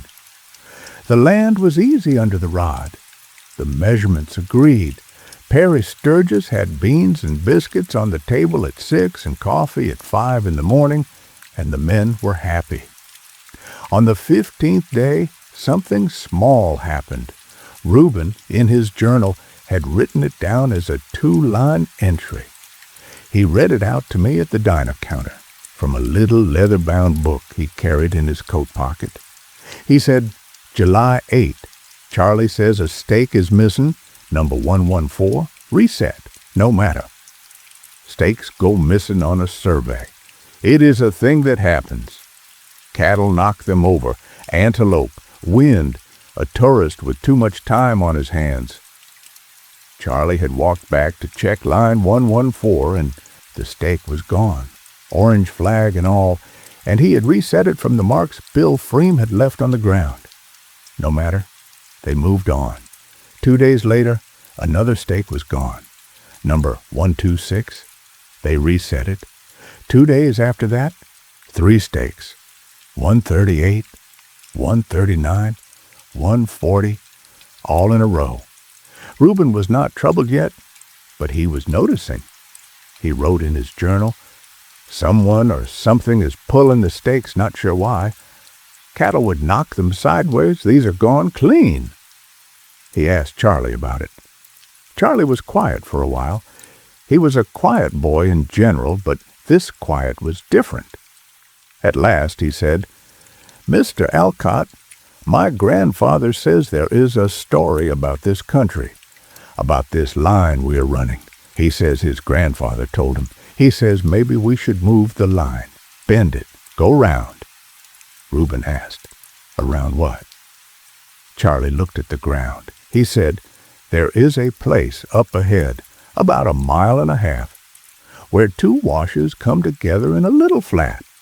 My grandfather says nobody puts a road through that flat. Not in his lifetime, not in his father's, not in his father's before him. Reuben asked, gentle, why not? Charlie said, because a man already put a road through it a long time ago, and the road is still there, and they say if you put another road on top of it, the other road will not let you. Reuben smiled, kind. He had heard this sort of thing before. Every stretch of country he had ever surveyed had a story like it. Every people has its places. He said, Charlie, I appreciate it, but there is no road out there. I have looked at every map going back to the 1870s. There is nothing there. If your grandfather knows something, I will listen, but I have to run the line where the engineers have told me to run it. Charlie nodded. He did not argue. That was not his way. But that evening, after supper, he came to Reuben's tent, and he said, Mr. Alcott, if we go through the flat, I would like to leave the crew. I can walk to the trading post from here. I do not want to be there when we cross that line. Reuben was surprised. He had come to like Charlie. He said, You are sure? Charlie said, I am sure. It is not you, Mr. Alcott. It is the ground. My grandfather says there are places where the ground remembers. This is one of them. Reuben let him go. He gave him 2 weeks' wages and a canteen of water, and Charlie walked out of camp on a morning in mid-July, headed south, and Reuben never saw him again in life. The crew went on without a rodman for 2 days. Then a boy from Holbrook came out to replace Charlie, a white kid named Kenny Ruel, 17, hungry for the wage. He was a good enough rodman. He was cheerful. He did not ask questions. they came to the flat that Charlie had spoken of on the 22nd day. It was a small piece of ground where two dry washes met, about 100 yards across, with a soft floor of pale sand and a few clumps of rabbit brush. There was nothing remarkable about it. There was no marker, there was no cairn, there was no track. It was, to any eye, a piece of empty desert like any other. But when Reuben set up the theodolite on the near side of the flat, and Kenny Ruelle walked out into the middle of it with the rod, and Bill Freem started to chain across, something small went wrong. The chain came up short. 100-foot chain laid straight from stake to stake should read 100 feet. Bill's chain that morning on the middle of the flat read 103 feet. Bill relaid it. It read 101 feet. He laid it again. It read 100 feet exact. He laid it a fourth time. It read 104. He came back to Reuben. He said, "Mr. Alcott, the chain is drunk, or the ground is." Reuben said, "Let me shoot it." He put his eye to the theodolite. He sighted Kenny's rod. He turned the tangent screw. He read the angle. Kenny was 100 feet from the last stake, right on the line, exactly where he ought to have been. Reuben read the angle twice. It was clean. He waved Kenny to walk another 100 feet. Kenny walked. Reuben shot the angle again. Kenny was 100 feet farther on, but the theodolite said he was on a bearing 3 degrees off the line. Reuben lifted his eye from the scope. He looked out across the flat.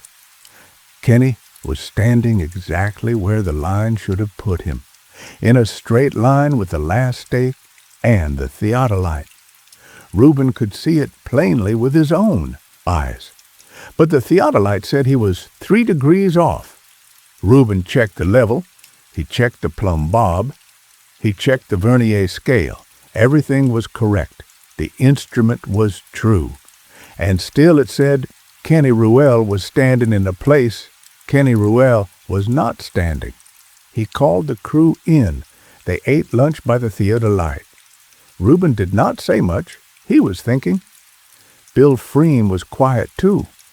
Perry Sturgis, who did not concern himself with survey matters, ate his sandwich and drank his coffee and watched the little lizards on the sand. After lunch, Reuben sent Kenny out again. He shot the line again. He shot it 3 times. Each time, Kenny was in a slightly different place. By the instrument, by the eye, he had not moved. Reuben sat down on a stone at the edge of the flat. He looked out across it. He listened. He said, when he told me the story in the diner, that he had been in enough empty country in his life to know what silence sounded like. Real desert silence is not really silent. There is always wind, or the tick of a bug, or the far-off scrape of a lizard on stone. There is a little sound behind the silence, a little breathing sound, if you know how to listen for it. The flat had no breathing sound. It was silent all the way down, as if the ground under it was hollow, as if the sky over it was painted glass, as if something had taken the little sound out of it. He stood up. He walked out onto the flat alone, past his own stakes, past the place Kenny had stood.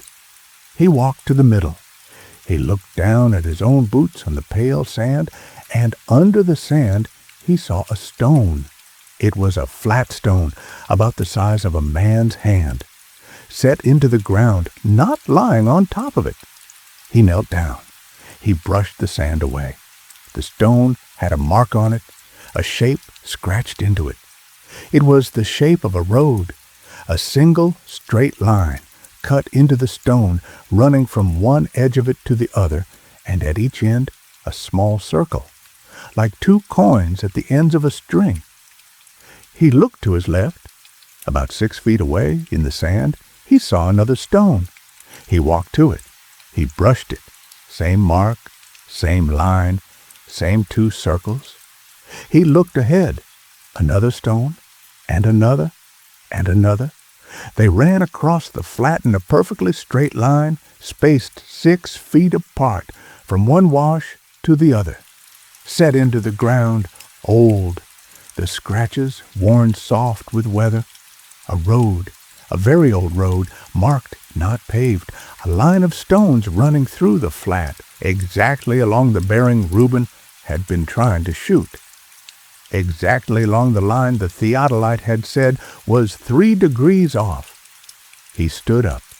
He looked back at his crew, small in the distance at the edge of the flat. He looked ahead, along the line of the old stones, out into the country beyond. He could see, now that he knew what to look for, that the line went on. It ran up over the low rise to the north. It went on toward the mesa. It was a road. It was already there. Someone had already surveyed it, a very long time ago. He walked back to the theodolite. He said to Bill and Kenny and Perry, "We are moving the line. We are bending around this flat. We will go west of it. It will cost us 3 days." Bill said, "Why?"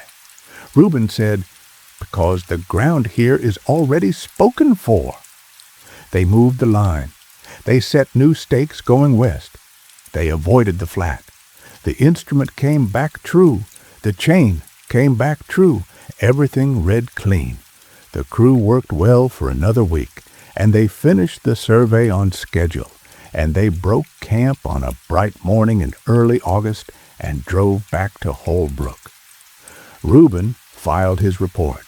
He did not mention the flat or the stones or the old line. That should have been the end of it, and it was, for 40 years. Reuben went on with his career. He surveyed roads all across the state. He married, in 1965, a school teacher named Ellen from Winslow, and they had 2 daughters, and they built a small house north of town, and life went on the way it does. He forgot about the flat. He forgot about Charlie Begay. He forgot about the old stones. Ellen died in 1998. The daughters were grown by then and had moved away. Reuben retired from the highway department in 2000.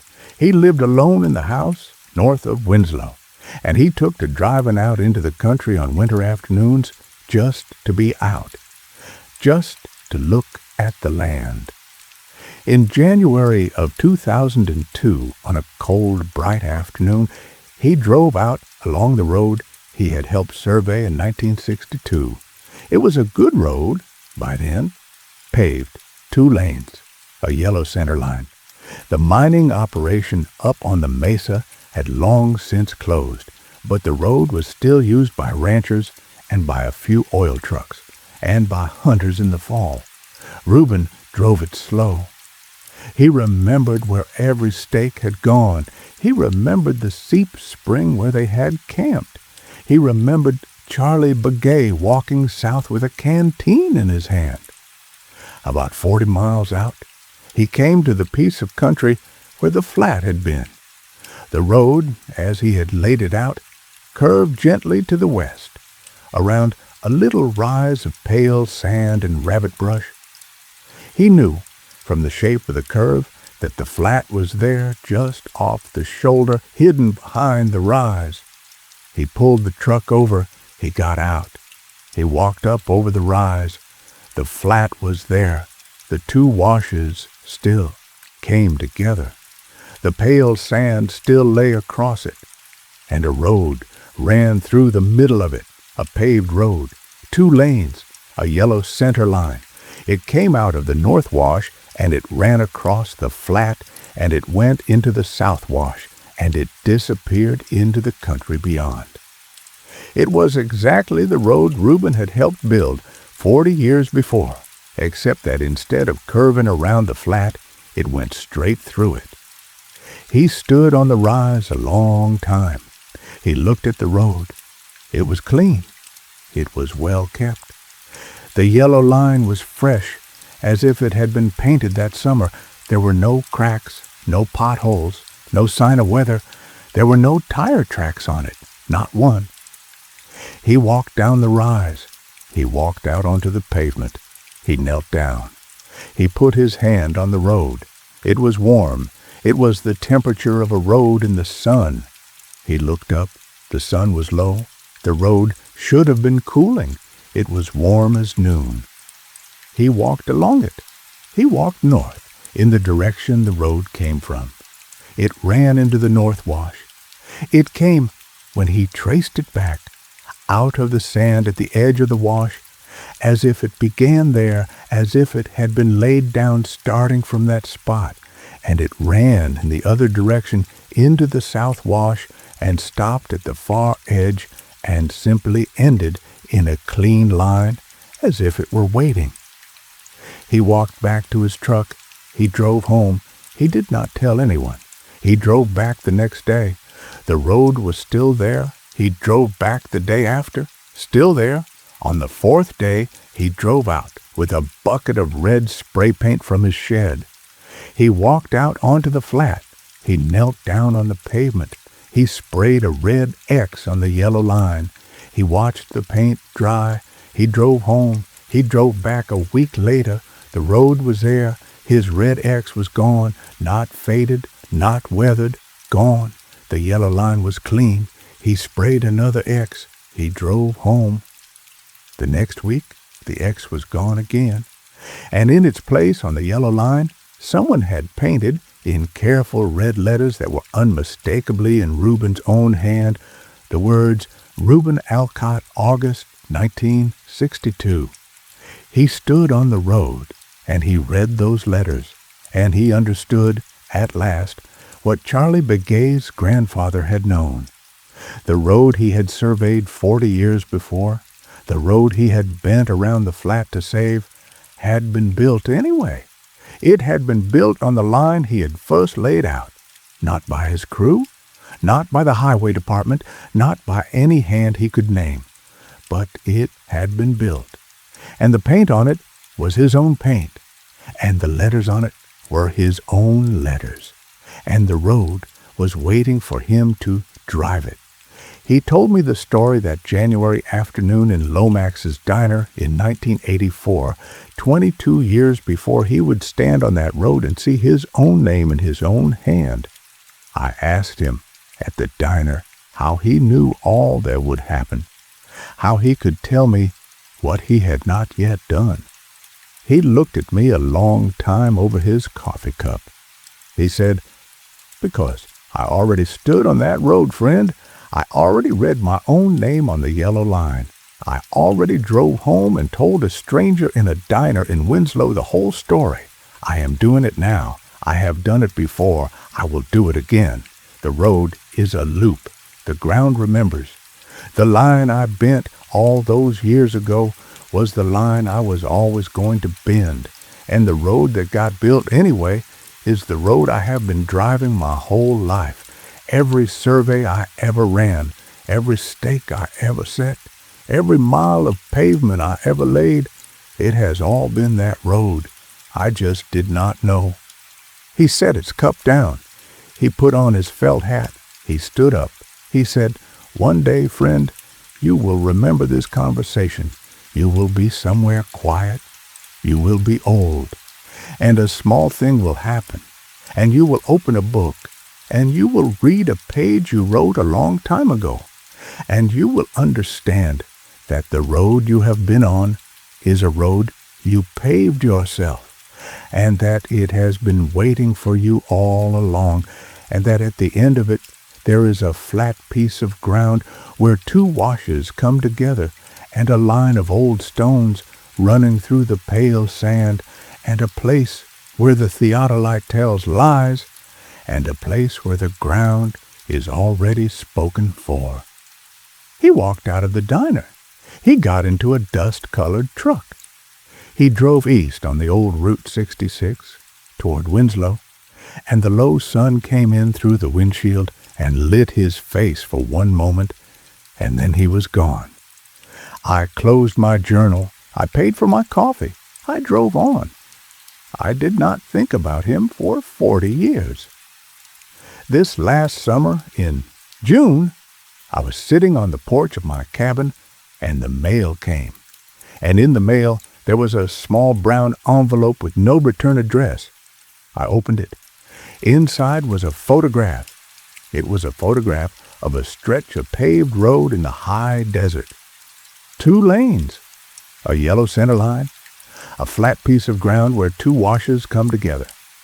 And painted on the yellow line, in careful red letters, in a hand I knew as well as my own because it was my own, were the words, "Come and drive it now. The road is ready. You paved it yourself." I sat on the porch a long time with the photograph in my hand. Then I went inside. I took my old leather journal down off the shelf. I opened it to the winter of 1984. I found the page, and I read what I had written about Reuben Alcott, about the flat, about the stones, about the road that had built itself where a man had tried not to build it. And at the bottom of the page, in my own handwriting, in ink I did not remember using, I found a line I had not remembered writing. It said, "The road is a loop. He told me so. I will remember this when the photograph comes. I will remember this when I am old. I will remember this on a summer afternoon on the porch when the rain has not started yet and the light is long and a stranger's road is waiting for me at the end of my own." I closed the book. I put the photograph in the drawer of my desk. I have not opened the drawer since. But I will, friend, one of these evenings, when the fire has burned down, when the rain has stopped for a little while, when the night is quiet and the road is calling, I will open the drawer, I will take out the photograph, I will get in my truck, I will drive, and I do not think, friend, that I will be coming back. Story 6. A stranger left me this handwritten in the pages of an old Bible, and I did not find it for a long time after he gave the Bible to me, because I am not a Bible-reading man. And the book sat on my shelf between a Zane Grey and a Farmer's Almanac for the better part of a decade before I took it down one rainy afternoon and found the folded pages tucked into the book of Ecclesiastes. Now listen close. This is how it happened, best as I can tell it. The man who wrote the pages called himself Silas Everett Boone. He was, when he wrote them, a piano tuner from a small town in the hill country of southern Ohio, a place called Marrow Ridge, and the year was 1947. He was 51 years old that autumn. He was a widower. His wife Cordelia had passed the previous winter of a long, slow sickness that took her voice first, and her breath second, and her mind last. And Silas had nursed her through every day of it, and when she had gone, he had put on his black suit and buried her in the little cemetery behind the Methodist church, and he had come home to a house that was too quiet, and he had gone back to work. His work was the tuning of pianos. He had a small shop in the front room of his house, and he made his rounds through the hill country in a black Model A Ford that he kept in a shed behind the shop. He tuned parlor uprights and church spinets and the occasional grand piano in a rich family's parlor down in the county seat. He carried his tools in a wooden case with a brass latch, and he kept his tuning fork in his vest pocket, and he had the trained ear of a man who had spent 30 years listening to the tiny drift of steel wires against wood. In October of 1947, he got a letter. It was written on cream-colored paper in a small, tight hand, and it was signed by a woman named Marjorie Ambler, and it asked him to come tune a piano at a farm out past the ridge, a farm that had belonged to her late husband's family and that she had recently moved into after her husband's death. She said the piano was old. She said it had not been played in some years.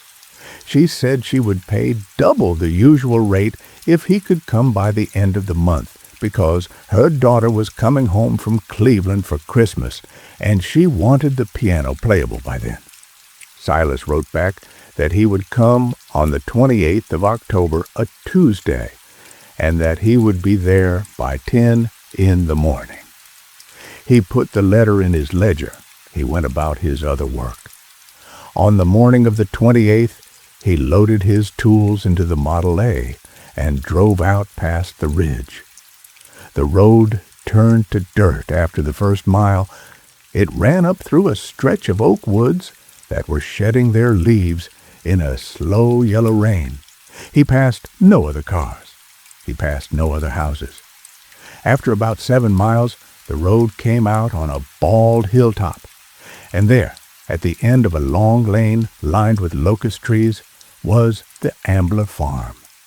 It was a 2-story clapboard house painted white, with a wraparound porch and a stone chimney at each end. The paint was fresh. The porch was swept. The lawn had been mowed. It looked, Silas noted, like a house that was being kept up carefully by someone who had time on her hands and a reason to keep it up. He pulled up to the porch. He got out. Marjorie Ambler came out to meet him. She was a small woman in her middle 40s, brown hair going gray at the temples, dressed in a dark blue dress with a white collar. She had the pale skin and the tight mouth of a woman who had been crying for a long time and had stopped only recently.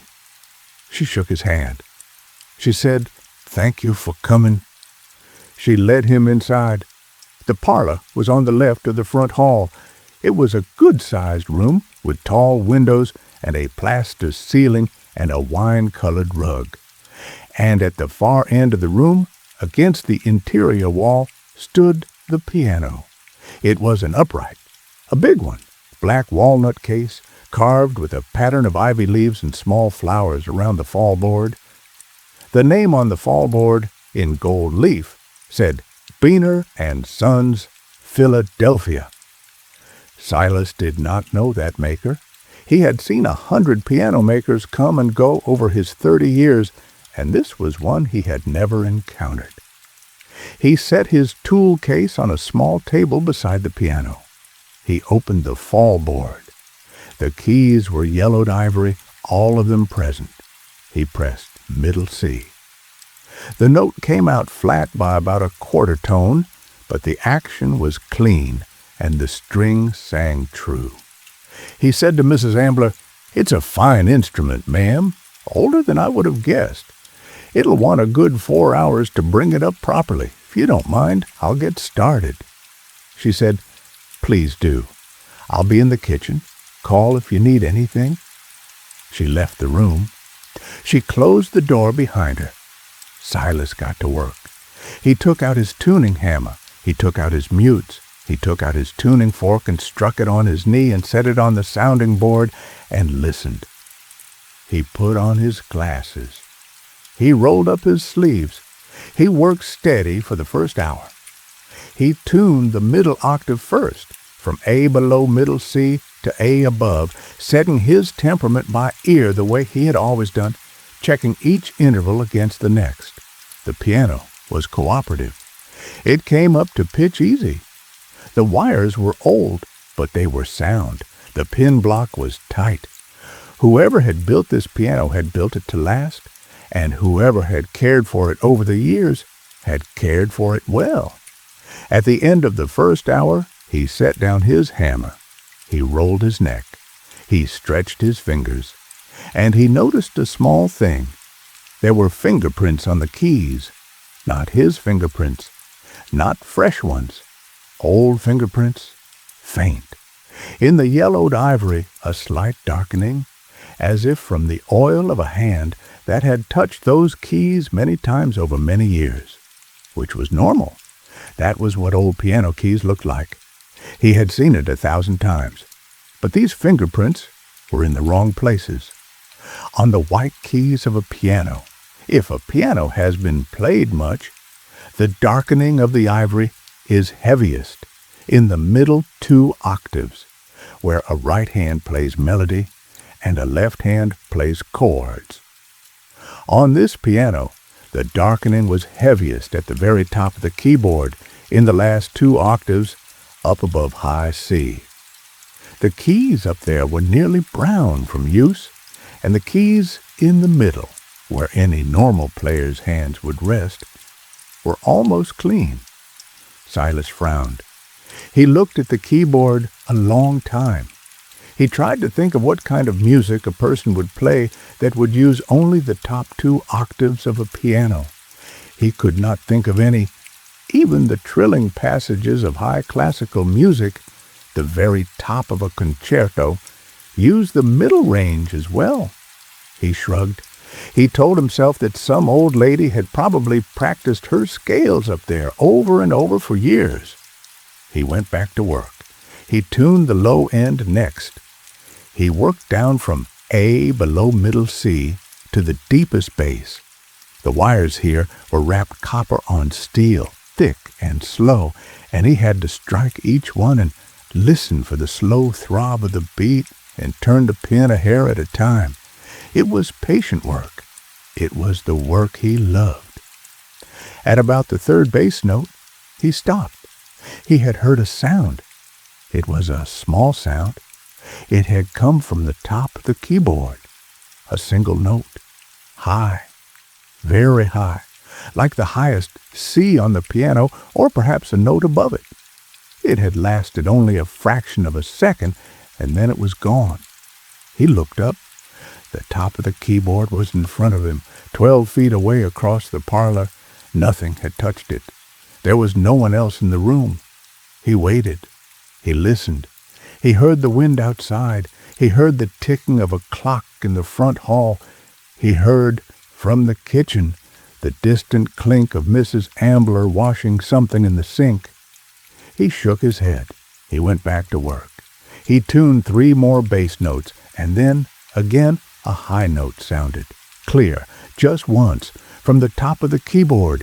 This time he looked at the keys, and he saw, just at the moment the sound faded, one of the keys at the very top of the keyboard rising back up. It had been depressed. It was returning to its rest position. He got up from his stool. He walked to the top of the keyboard. He looked. He touched the key that had moved. It was cool. It was smooth. It was ivory. It was ordinary. He said out loud to the empty room, "Mrs. Ambler." There was no answer. He went out into the hall. He walked to the kitchen. Mrs. Ambler was at the sink, her back to him, peeling potatoes. He said, "Ma'am, has anyone else come into the house?" She turned around. She looked at him with those pale, tight eyes. She said, "No, Mr. Boone, there is no one else here. It is only me. Why do you ask?" He said, "I thought I heard the piano, a note, from the high end. I thought perhaps a child or a cat." She was very still for a moment. Then she said quietly, "There is no child in this house, and there is no cat." He said, "Yes, ma'am. I thought I would ask. It is nothing." He went back to the parlor. He closed the door. He stood in front of the piano. He looked at the top of the keyboard. He looked at the brown, worn keys up there. He looked at his own hands. And a thought came to him, a small thought, not a fear yet, but the shape of a fear. He put both his hands on the piano. He played a chord, a simple C major chord in the middle of the keyboard. It sounded clean. He had brought the tuning that far. And at the same moment, from the top of the keyboard, a chord sounded in answer. A high chord, small, bright. It was the same chord, C major, 2 octaves above. He lifted his hands off the keys. The sound died. There was no one else in the room. He stood very still. His heart was beating hard in his chest. He was 51 years old, and he had never in his life heard a piano play a note by itself, and he was not a man who believed in such things. He said again, out loud, "Mrs. Ambler." She did not come. He tried to think what to do. He was a professional man. He had been hired to do a job. He had come 7 miles out into the country for it. If he left now, he would lose the fee, and he would look like a fool, and Mrs. Ambler would tell everyone in Morrow Ridge that the piano tuner had run out of her parlor scared of a squeaky key. He sat back down on his stool. He picked up his tuning hammer.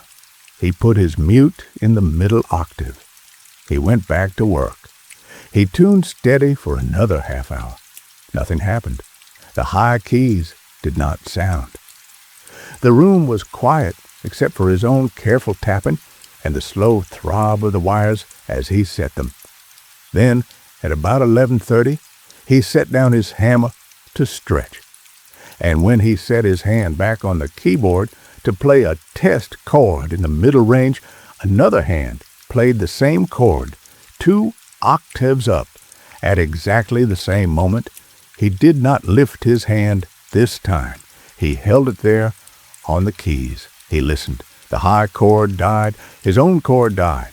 The room was quiet. He played another chord, F major, 2 octaves up. F major sounded at exactly the same moment. Not a hair before, not a hair after. He played a scale, slow, C, D, E, F, G, A, B, C. Middle octave. 2 octaves up, a scale sounded along with his, C, D, E, F, G, A, B, C. Perfect. In time. In tune. He played it faster. The high scale kept up. He played a jig, a little tune he had known since he was a boy, something his father used to whistle around the shop. His hands ran over the middle keys. And 2 octaves up, the same tune ran along with him. Every note, every trill, every little grace note he had put in without thinking, as if a second player, up at the top of the keyboard, was matching him exactly. He stopped. The high notes stopped too, exactly at the same instant. He sat on the stool a long time. He did not move. He did not turn his head. He looked at his own hands on the keyboard. He looked at his own fingers. They were his fingers. He was sure of it. They were the fingers of a 51-year-old piano tuner from Morrow Ridge, Ohio. He said, out loud, very quietly, "Who are you?" The piano did not answer. He said, "What do you want?" No answer. He said, "Play something. Play something by yourself. Not with me. Just you. Show me you're there." The room was silent for a long moment, and then, from the top of the keyboard, a small tune began. It was a lullaby, a simple one, in 3/4 time, the kind of tune a mother might play for a child at bedtime. It went on for perhaps 20 seconds. It ended on a soft high note that hung in the air a long while. Silas sat on his stool. Tears were coming down his face. He did not know why. He had not cried since Cordelia had died. He had not been able to cry in all those months. And now he was crying, sitting on a stool in a stranger's parlor, listening to a lullaby played by no one on a piano he had come to tune. The tune he had just heard was a tune his wife Cordelia had used to hum. She had hummed it around the house for years when she was doing the dishes or the washing, or when she was tired at the end of a long day. She had never played it. She had not been a piano player, but she had hummed it, and Silas had known it, and it had been the small, quiet music of his marriage, and he had not heard it since the winter she died. He sat on the stool for what felt like a long time. Then he wiped his face on his sleeve. He put both hands on the keyboard, and he played the lullaby. 2 octaves up, a second pair of hands played it along with him. Note for note, breath for breath, rest for rest. They played it 3 times through, and then they stopped, together, on the same soft note. Silas closed the fall board. He gathered his tools. He put them back in his case. He latched the brass latch. He carried the case out into the hall. Mrs. Ambler was in the kitchen doorway. She had a dish towel in her hands. Her face was pale, and her eyes were very bright. She said, "You are done early, Mr. Boone." He said, "Mom, the piano is tuned. It is a fine instrument. I do not think it needs much more from me." She looked at him a long time.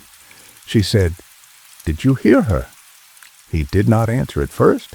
Then he said, "I heard someone." She nodded. She said, "My daughter died in this house, 11 years old. She had been learning the piano. She used to sit at that piano every afternoon after school, and she used to play at the very top of the keyboard because her father had told her it sounded like birds. She played the top 2 octaves. She played them every day for 2 years. And then she died, and my husband could not live in this house anymore, and we moved to town, and the piano sat here alone for 20 years. My husband died last spring. I came back. I have been trying to get the piano tuned. 2 other tuners came before you. They both left inside an hour. Neither of them would say why. I paid them anyway. They would not come back. I did not warn you, Mr. Boone. I am sorry.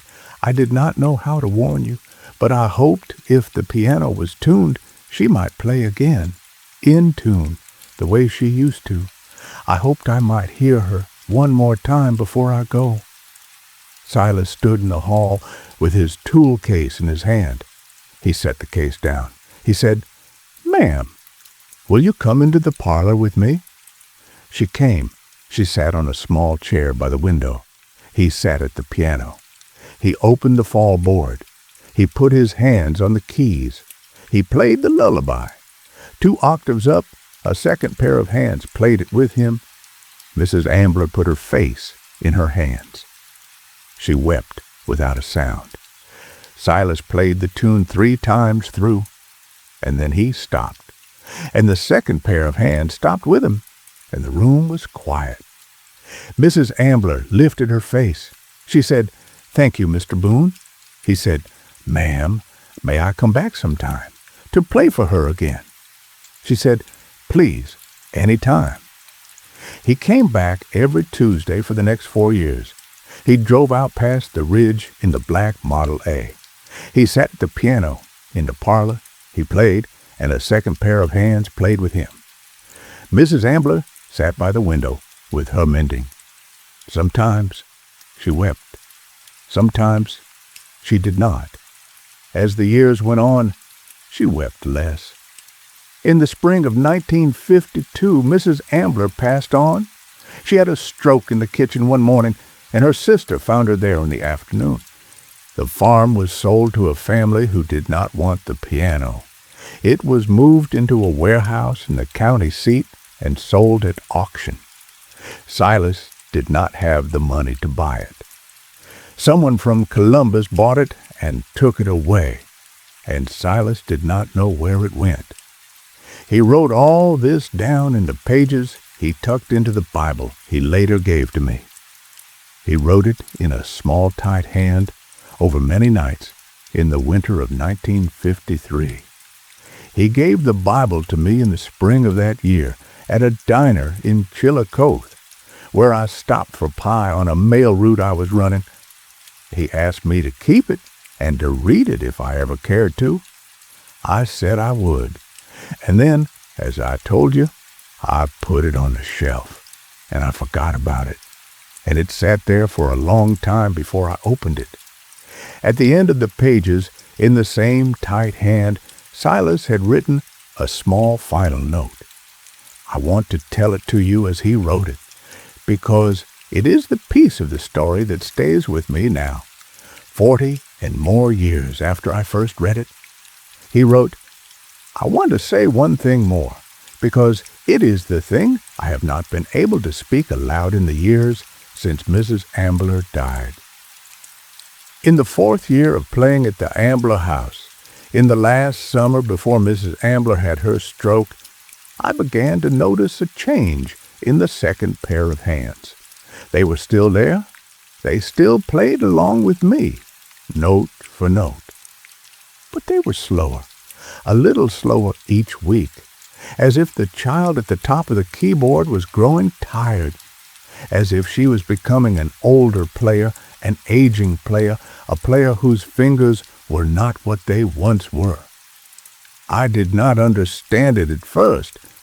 I thought perhaps I was slowing down myself, and the second pair of hands was matching me. I tried to speed up. The second pair matched. I tried to slow down. The second pair matched. Whatever tempo I set, they set with me. Then one Tuesday, in July of 1951, I played the lullaby, and the second pair of hands hit a wrong note. It was a small wrong note, just one, in the middle of the tune. But in 4 years of playing, the second pair of hands had never once hit a wrong note. I stopped. I looked at Mrs. Ambler. She had not noticed. She was mending a stocking by the window. I played the tune again. This time, the second pair of hands hit 2 wrong notes. I closed the fall board. I put my hands in my lap. I sat there a long time. I understood then, and I understand now, what has been happening. The child at the top of the keyboard is not a child anymore. She is growing up along with me. She is becoming older with every year I sit at that piano. She is becoming, slowly, a woman of my age. And then, slowly, an old woman.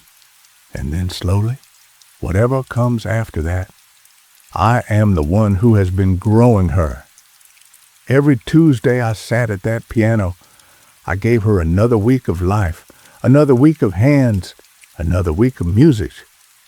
She was 11 years old for 20 years, and then I came and I began to play with her, and she began to age. I have not sat at a piano since Mrs. Ambler died, not once. I have given up my work. I have given up my tools. I have given up my Model A. I live in a small room now above a hardware store in Merrill Ridge, and I write these pages, and I wait.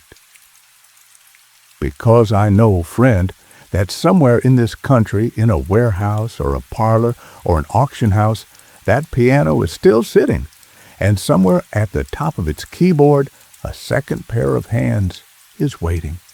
Older now than they were 4 years ago, older perhaps than my own, and every night I lie in my bed above the hardware store, and I hold my own hands up in the dark, and I look at them, and I try to see if they are still mine.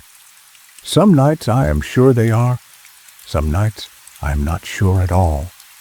I give you this Bible, friend, because I do not know what else to do with it.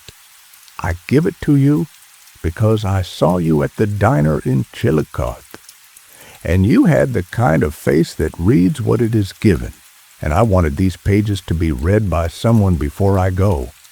I am not asking you to do anything. I am not asking you to look for the piano. I am not asking you to warn anyone. I am asking only that you know, that someone, somewhere, knows. If you ever sit down at a piano, friend, and you play a chord in the middle of the keyboard, and a chord sounds 2 octaves up, do not answer. Do not play the tune. Do not give her a week.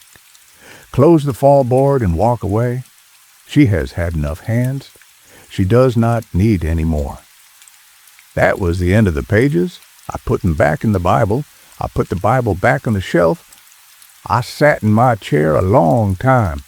I want to tell you one thing more, friend, and then I will let this story rest. I do not own a piano. I have never owned one. I do not play. But my daughter, who lives out in Oregon, called me last month, and she said she had bought a piano at an estate sale, an old upright, black walnut, carved with a pattern of ivy leaves and small flowers around the fall board. The name on the fall board, in gold leaf, said Buiner and Sons, Philadelphia. She said the keys were yellowed. She said the top 2 octaves were nearly brown from use. She said the middle keys were almost clean. She said she was going to have it tuned. I told her not to. I told her to sell it. I told her to give it away. I told her, please, please, whatever she did, not to sit down and play a chord in the middle of the keyboard. She laughed. She said, Dad, you're being strange. I said, please, just this once, trust me.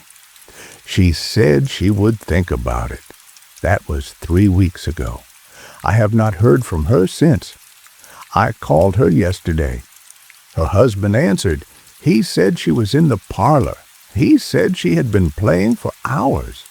He said she had been playing the same little tune over and over, a lullaby in 3/4 time. He said she seemed happy. He said her hands had been getting a little clumsy this week. Nothing serious, just a small tremor, as if she was tired, as if she was older than her years. I told him to take her to a doctor. He said he would. I hung up the phone. I sat in my chair a long time. And then, friend, I did the only thing I could think to do. I got up. I walked to the shelf. I took down the Bible. I opened it to the folded pages. And I read Silas Everett Boone's story again, from the beginning to the end, out loud, in my empty cabin, with the rain falling on the roof. Because I do not know if reading it out loud will help. I do not know if anything will help. But I know that a second pair of hands is out there in a parlor in Oregon, and that they are older this week than they were last week, and that my daughter's hands are getting tired, and that somewhere a very long life is finally, quietly coming to its end, and I am afraid, friend, that when it ends, it will not end at the piano. It will end at my daughter. I do not know what to do. I sit here by the fire. I wait for the phone to ring, and I hold up my own hands in the firelight, and I look at them, and I try to see if they are still mine. Story 7. I heard this told at a diner in Kentucky one October. The teller wouldn't give his name. He was a thin man, maybe 60, in a gray work coat, and he sat at the counter 2 stools down from me, and he told the story to nobody in particular into his coffee cup, while the rain came down outside and the waitress went back and forth with the pot. I do not think he knew I was listening, or perhaps he did, and that was the point. Now listen close. This is how it happened, best as I can tell it. The man in the story was a night nurse. His name was Emmett Corliss, and in the spring of 1995, he was 38 years old, and he worked the 11 to 7 shift on the 3rd floor of a small county hospital in the Cumberland Plateau of eastern Kentucky, a place called Rowan Fork Memorial. It was not much of a hospital. 42 beds, 3 floors, a single elevator that groaned when it moved. The 3rd floor was the long-term care ward, which meant it was mostly old people who were not going home, and a few younger patients who had been broken in ways that would not mend. Emmett had worked there for 11 years. He was a quiet man. He had come to the profession late after a first career as a diesel mechanic that had ruined his back, and he had gone to nursing school in his late 20s on a scholarship for men going into the field, and he had come to Rowan Fork Memorial straight out of school and had stayed. He was unmarried. He lived in a small house on the edge of town with a dog named Sadie and a garden he tended in his afternoons before shift. The 3rd floor at night was a quiet place. Most of the patients slept through, or at least lay quiet in their beds. There were 4 nurses on the shift, and they split the ward into 4 wings, and each nurse walked her wing every hour, and the rest of the time they sat at the station in the middle, and they charted, and they drank coffee, and they did the small paperwork the day shift did not want to do. Emmett had the west wing. 11 beds. He knew every patient. He knew their charts, their medications, their families, the small things that comforted them and the small things that upset them. He walked his wing at midnight, at 1, at 2, and so on through the night, and he took vitals when they were due, and he changed the bags of fluid on the IV poles when they ran low, and he stood in the doorways of the sleeping rooms, and he listened in the dim light of the hallway to the slow, steady breathing of the old bodies in the beds. The thing started, as best he could tell, on a Tuesday night in the middle of April. He was in bed number 7, an old man named Thurman Kell, 91 years old, congestive heart failure, going slow. Mr. Kell was awake, which was unusual at 2 in the morning. He was lying on his back with his hands folded on his chest, and he was looking at the ceiling, and when Emmett came in, he did not turn his head. Emmett said, quiet, "Mr. Kell, are you all right, sir? Do you need something?" Mr. Kell said without turning his head, "Nurse, there is a man in the corner." Emmett looked at the corner. There was no man in the corner. There was a chair. There was a small table with a plastic pitcher of water on it. There was the shadow of the curtain rod on the wall. Emmett said, "Sir, there is no one there. It is only me." Mr. Kell said, "He is standing behind you now." Emmett did not turn around. He had been a nurse long enough to know that patients on certain medications and patients in certain stages of their illness saw things that were not there, and that turning around and making a show of looking would only feed the confusion. He said gently, "Sir, it is all right. There is no one here, only me. Would you like some water?" Mr. Kell said, "He is saying something. He is repeating you, half a second behind your mouth." Emmett went still. He said, "Careful. What is he saying, Mr. Kell?" Mr. Kell said, "He is saying, what is he saying, Mr. Kell?" Emmett felt the small hairs on his arms lift. He kept his face steady. He said, "Mr. Kell, that is not real. That is a dream, sir. Close your eyes. Rest." Mr. Kell said, "That is not real. That is a dream, sir. Close your eyes. Rest." Emmett said, "Sir." Mr. Kell said, "Sir." Emmett was quiet a long moment. Mr. Kell was quiet too. They looked at each other in the dim light. Then Mr. Kell said in his own voice, tired and old and no longer strange, "He is gone now, nurse. Thank you. I am going to sleep." He closed his eyes. Within a minute, his breathing was slow and even. Emmett stood in the doorway a long time watching him. Then he went back to the nurse's station. He did not write anything about it in his notes. He did not tell the other nurses. He told himself it was a small thing. Old men said all kinds of things at 2 in the morning. It was nothing. 2 nights later, in bed number 9, a woman named Alma Purvis, 78 years old, kidney failure, said something similar. She said, when Emmett came in to change her IV bag, "Nurse, the man behind you is repeating everything you say." Emmett said calm, "Ma'am, it is only me in the room." Mrs. Purvis said, "He is a half second behind your mouth. He is very close. He is right at your shoulder." Emmett said, "Ma'am, let me finish this bag. Try to rest." Mrs. Purvis said, "He is smiling, nurse." He is smiling like he knows something you don't." Emmett changed the bag. He said good night. He walked out. In the hall, outside her door, he stopped, and he stood a long moment with his hand on the wall, and he told himself very firmly that 2 patients in 1 week saying the same strange thing was a coincidence, nothing more. He had read once an article about how patients in a ward would sometimes pick up the delusions of other patients without ever meeting each other, simply because the nurses carried the ideas from room to room without knowing it. It was a documented phenomenon.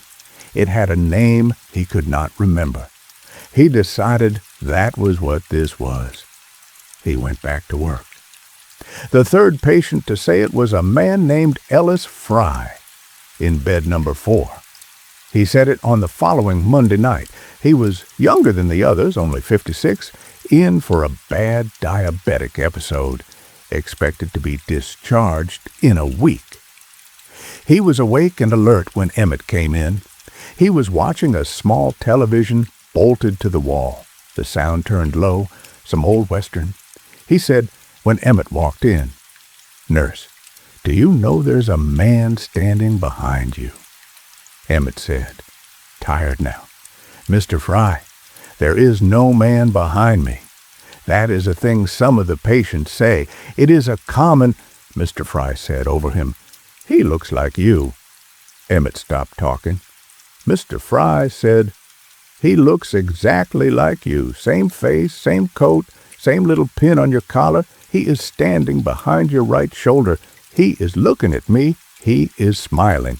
And he is saying what you're saying half a second late, like an echo, like a bad phone line." Emmett said, slow, "Mr. Fry, that is not possible." Mr. Fry said, "I know it isn't, but it's what I'm seeing. Turn around and look." Emmett did not turn around. He said, "Sir, I am going to take your blood sugar. Please give me your hand." Mr. Fry gave him his hand. Emmett took the reading. It was in the normal range. Mr. Fry was not in a diabetic haze. His eyes were clear. His speech was clear. He was, by every measure Emmett could make, entirely lucid. Mr. Fry watched him work. He said, "Quiet. He is still there. He is watching me. He is not watching you, only me." Emmett finished. He said good night. He walked to the door. At the door, Mr. Fry said, "Nurse, one more thing." Emmett stopped. He did not turn. Mr. Fry said, "He just took a step forward. He is right at your ear now. He is going to say something with your mouth, not repeat. Say it first. Watch." Emmett stood in the doorway. He did not turn around. He was going to walk out. He was going to walk out and not come back that night. And then he heard his own voice say, without his willing it, without his mouth moving that he could feel, "Good night, Mr. Fry. Sleep well." He had not decided to say that. He had not opened his mouth. He was sure of it. Mr. Fry said from the bed, "There, he said it, half a second before you did." Emmett walked out. He walked to the nurse's station. He sat down. He put his hands flat on the desk. He looked at them. They were his hands. He said out loud softly to no one, "Good night, Mr. Fry." His voice came out of his mouth normal. His lips moved. He felt them move. Everything was as it should be.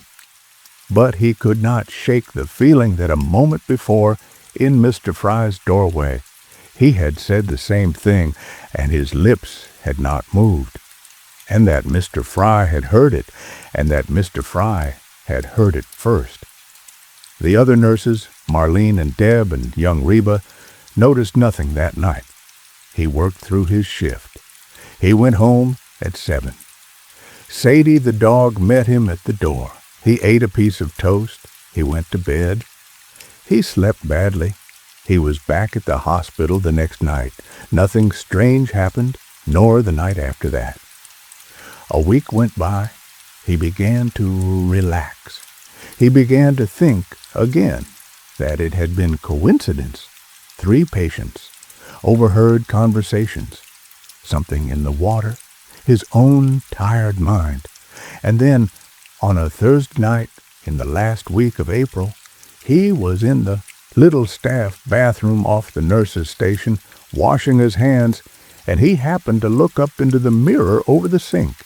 His face was in the mirror, ordinary, his own, tired, a little older maybe than he liked to think of himself.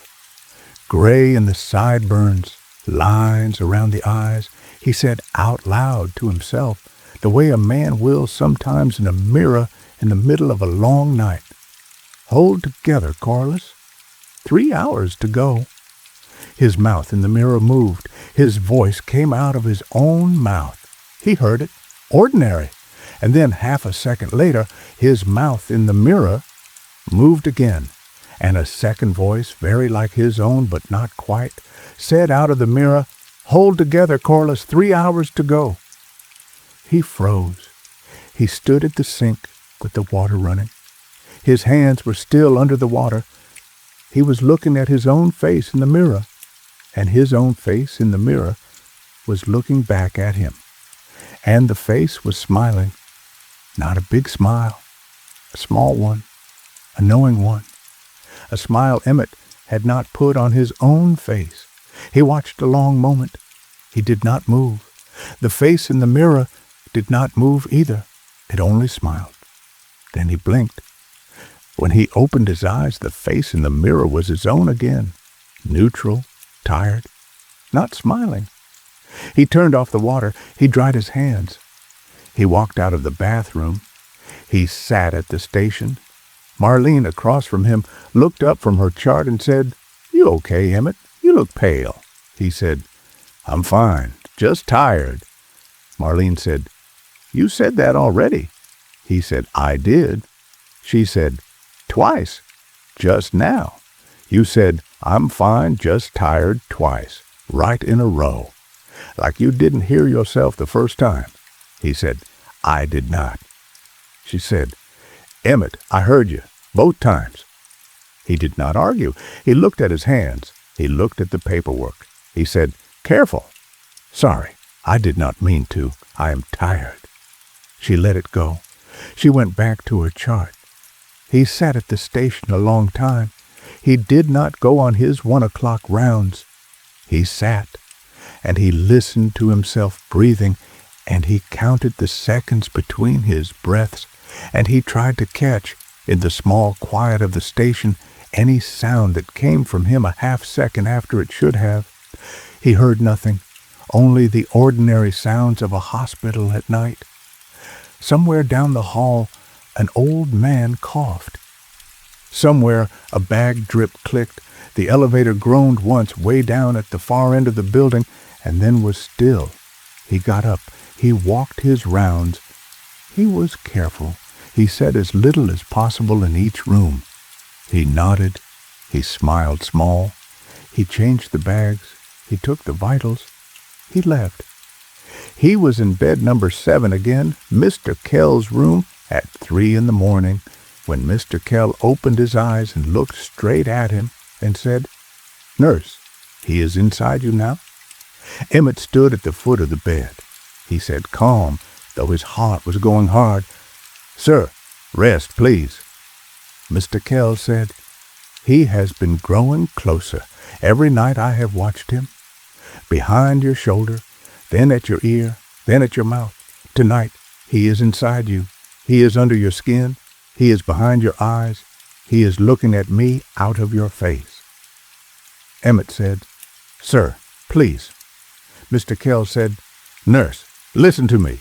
In a moment you will speak, and you will not know what you have said, and you will wonder if you said it or if he said it, and after tonight, nurse, you will never be sure again which one of you is speaking, which one of you is listening, which one of you is on which side of your own mouth." Emmett stood a long time. He did not answer. He did not know what to say. At last he said, "Mr. Kell, sleep now." His voice came out of his mouth. He felt his lips move. Everything was as it should be. And Mr. Kell said from the bed, gently, kindly, "You already said that, nurse. Half a second ago, before your lips moved, I heard you. He said it first, and then you said it, and it was already what he had said." Mr. Kell closed his eyes. He went to sleep. Emmett stood in the doorway. He could not move. He was trying to remember whether he had in fact spoken twice, whether he had said, "Sleep now," and then said it again. He could not remember. He could remember only saying it once, but he could remember it also having already been said. Both at the same time, as if his memory had two versions of the same second and did not know which one to keep. He went home at 7. He did not tell the other nurses. He did not tell his supervisor. He drove home slowly. He fed Sadie. He sat in his kitchen a long time, and he did not turn on the radio, and he did not turn on the little television he kept on the counter, because he was afraid that if he heard a voice, he would not be sure whose it was. He tried not to speak that day. He tried to spend the day in silence. He nodded to Sadie. He gestured with his hands. He kept his mouth closed, but at about noon he had to answer the telephone. It was his sister calling from Louisville. She wanted to know if he was coming for their mother's birthday. He picked up the phone. He said, "Hello." He heard, in his own ear, on his own end of the line, his own voice say, "Hello," a half second before he felt his lips move. His sister said on the other end, "Emmett, you there? I heard you say hello twice." He hung up the phone. He sat at his kitchen table a long time. Sadie put her head on his knee. He put his hand on Sadie's head. He did not speak. He did not go back to work that night. He called in sick. He said only 2 words on the phone, "Sick tonight," and he hung up before he could hear whether the words had come out once or twice. He did not go back for a week. He did not leave the house. He did not speak to another human being. He fed Sadie. He watered his garden. He slept badly. At the end of the week, on a Wednesday morning, he wrote a letter. He wrote it by hand, in careful print. He wrote it to his sister. He said this: "I remember the words the way the man in the diner told them, and I have no way to know if they are exact, but I believe they are close." He wrote, "Kathleen, something is wrong with me. I do not know how to say it. I hear my own voice a half second before I speak. Sometimes only a fraction. Sometimes clearer. It is always saying what I'm about to say. It has been going on for 2 weeks. It has gotten worse. Yesterday, I was reading the paper aloud to Sadie, the way I sometimes do, and I heard a full sentence read out before my mouth had made a sound. It was in my voice. It was reading exactly what I was about to read. And then half a second later, I read it, and it was already what had been read. I do not know who is speaking, Kathleen. I do not know if I am the one saying these words. I do not know if I am the one writing this letter. I am watching my hand move on the page. It is my hand. I am sure of it. But my hand is a half second ahead of my thoughts. It is writing the next sentence while I am still thinking of the last one. And I do not know, Kathleen, which of us is really writing. I am going to stop writing now. I am going to put down the pen. And I am going to see if my hand puts it down when I decide to, or if my hand has already decided. I love you, sister. Tell Mother I love her too. Whichever of us is writing this, we love you both. The letter arrived in Louisville on a Friday. Kathleen drove down that afternoon. She let herself into the house with the key her brother kept under the flower pot on the back step. Sadie was in the kitchen, alive but very hungry. Kathleen fed her. She called for her brother. There was no answer. She found Emmett in the little bathroom off his bedroom. He was standing at the sink. He was facing the mirror.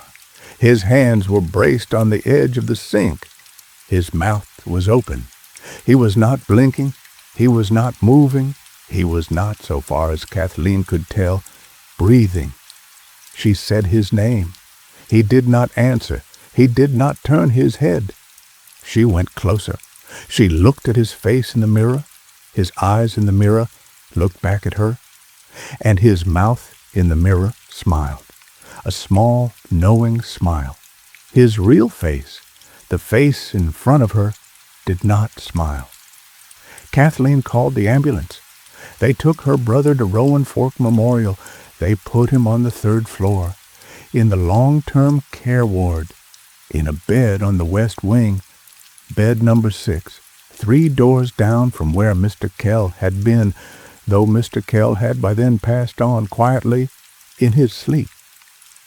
Emmett Corliss did not speak again, not one word, not for the rest of his life. He lived on the 3rd floor of that hospital for 11 years. He was fed, he was washed, he was turned. He did not respond to his name. He did not respond to touch. His eyes were open in the daytime. They were closed at night. He seemed to breathe normally. His heart was steady. The nurses on the ward over the years said one thing about him. They said that sometimes, in the small hours of the night, if you passed his room, you could hear a voice from inside, a soft voice, his voice, but not quite. It was speaking in a low, steady murmur, the same way a nurse speaks to a patient, comforting things, small, quiet things. Rest now. It is all right. I am here. Sleep well, but Mr. Corliss's mouth, they all said, never moved.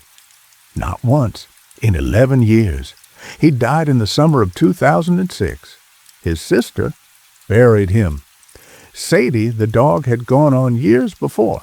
The man in the diner in Kentucky finished his coffee. He set the cup down. He put a $5 bill on the counter. He got up. He put on his gray work coat. He went out into the rain.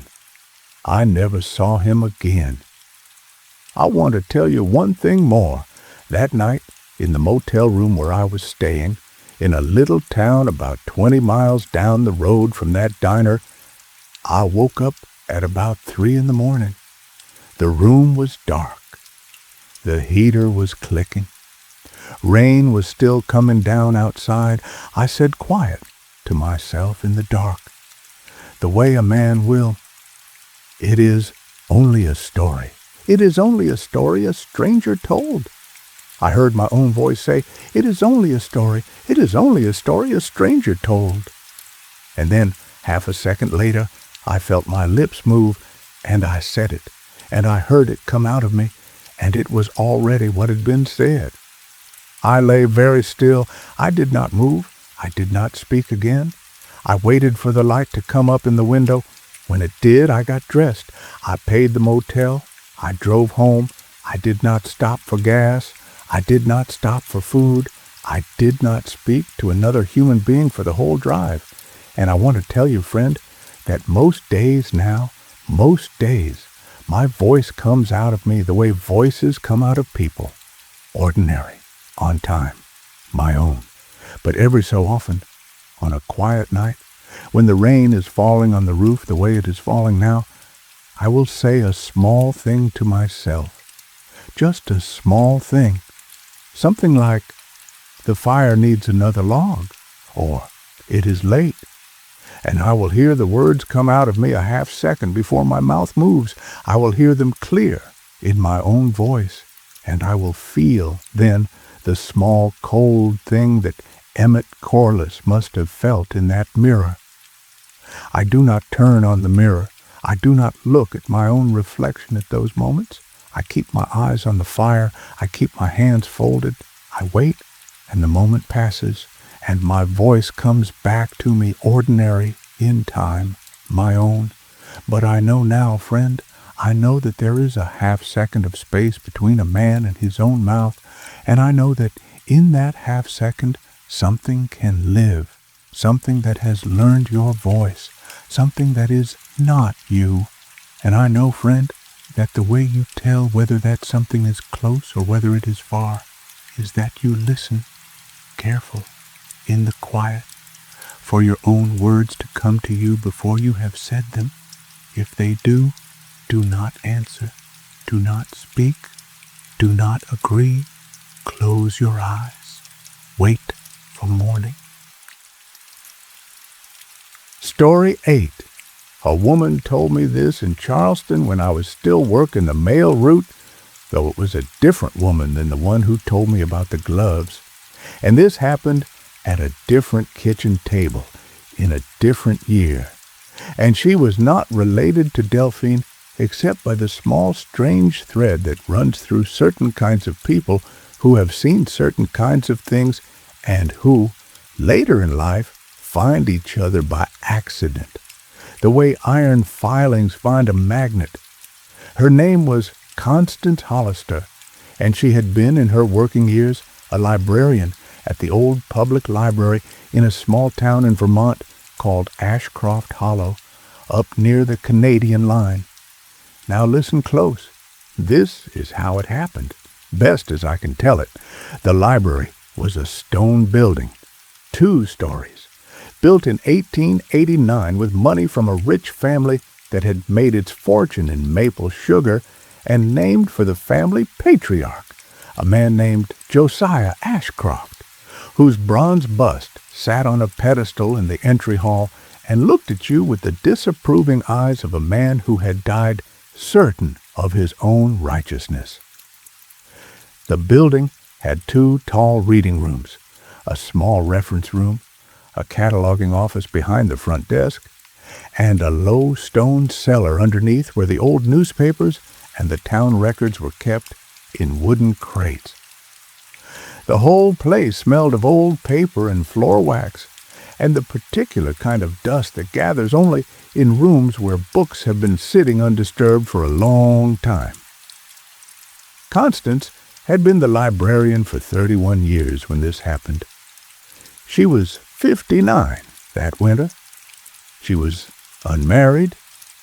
She lived in a small apartment above the shoe store on Main Street, 3 blocks from the library, and she walked to work every morning at 8 and walked home every evening at 6. And in the winter, when the sun set at 4, she walked both ways in the dark, and she knew every crack in every sidewalk and every uneven step of every stone stair, and she had never once, in 31 years, missed a day of work for anything short of the influenza. The thing began in the January of 1988.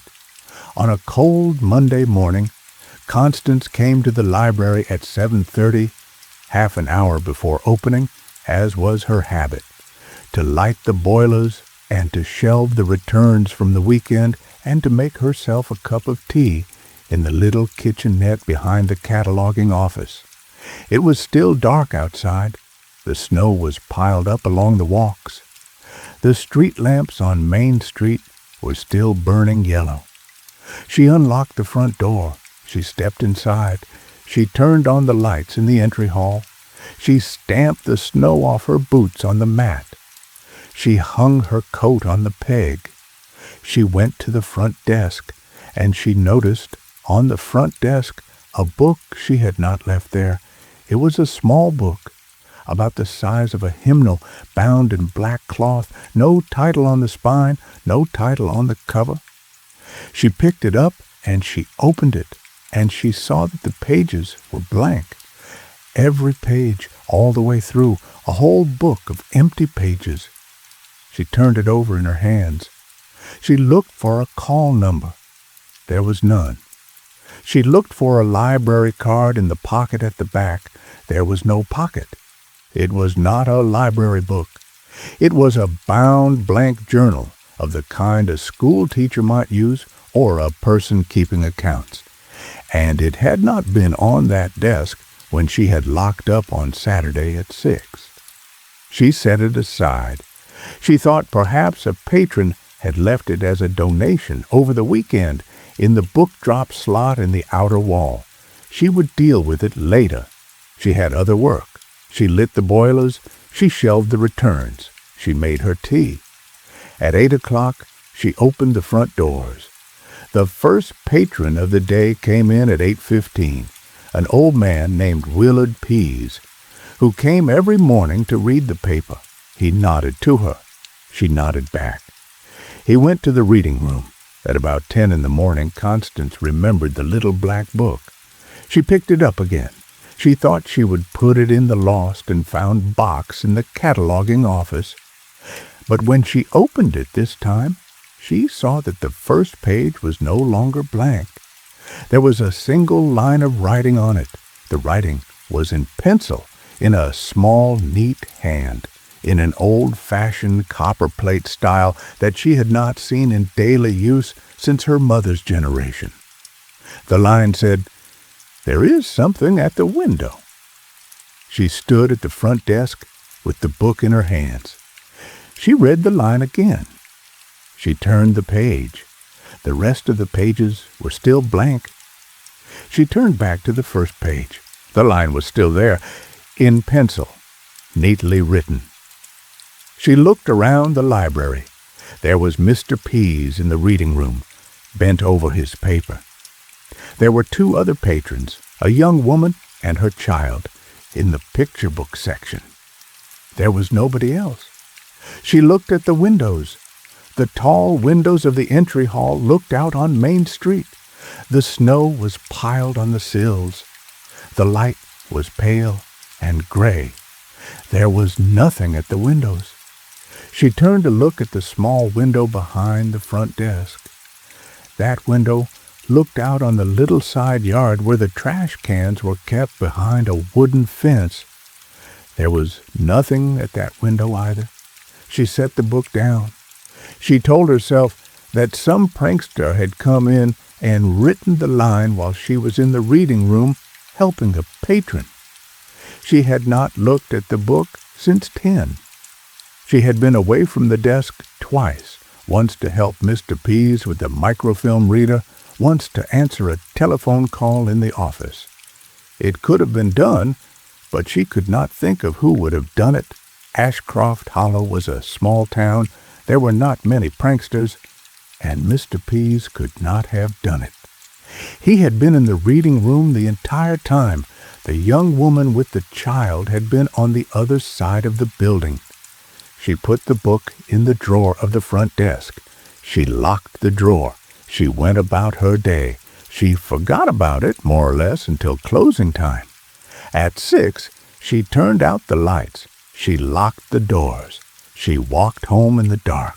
She had her supper. She read for an hour by a reading lamp. She went to bed. The next morning when she came in and opened the drawer, the book was still there. She took it out. She opened it.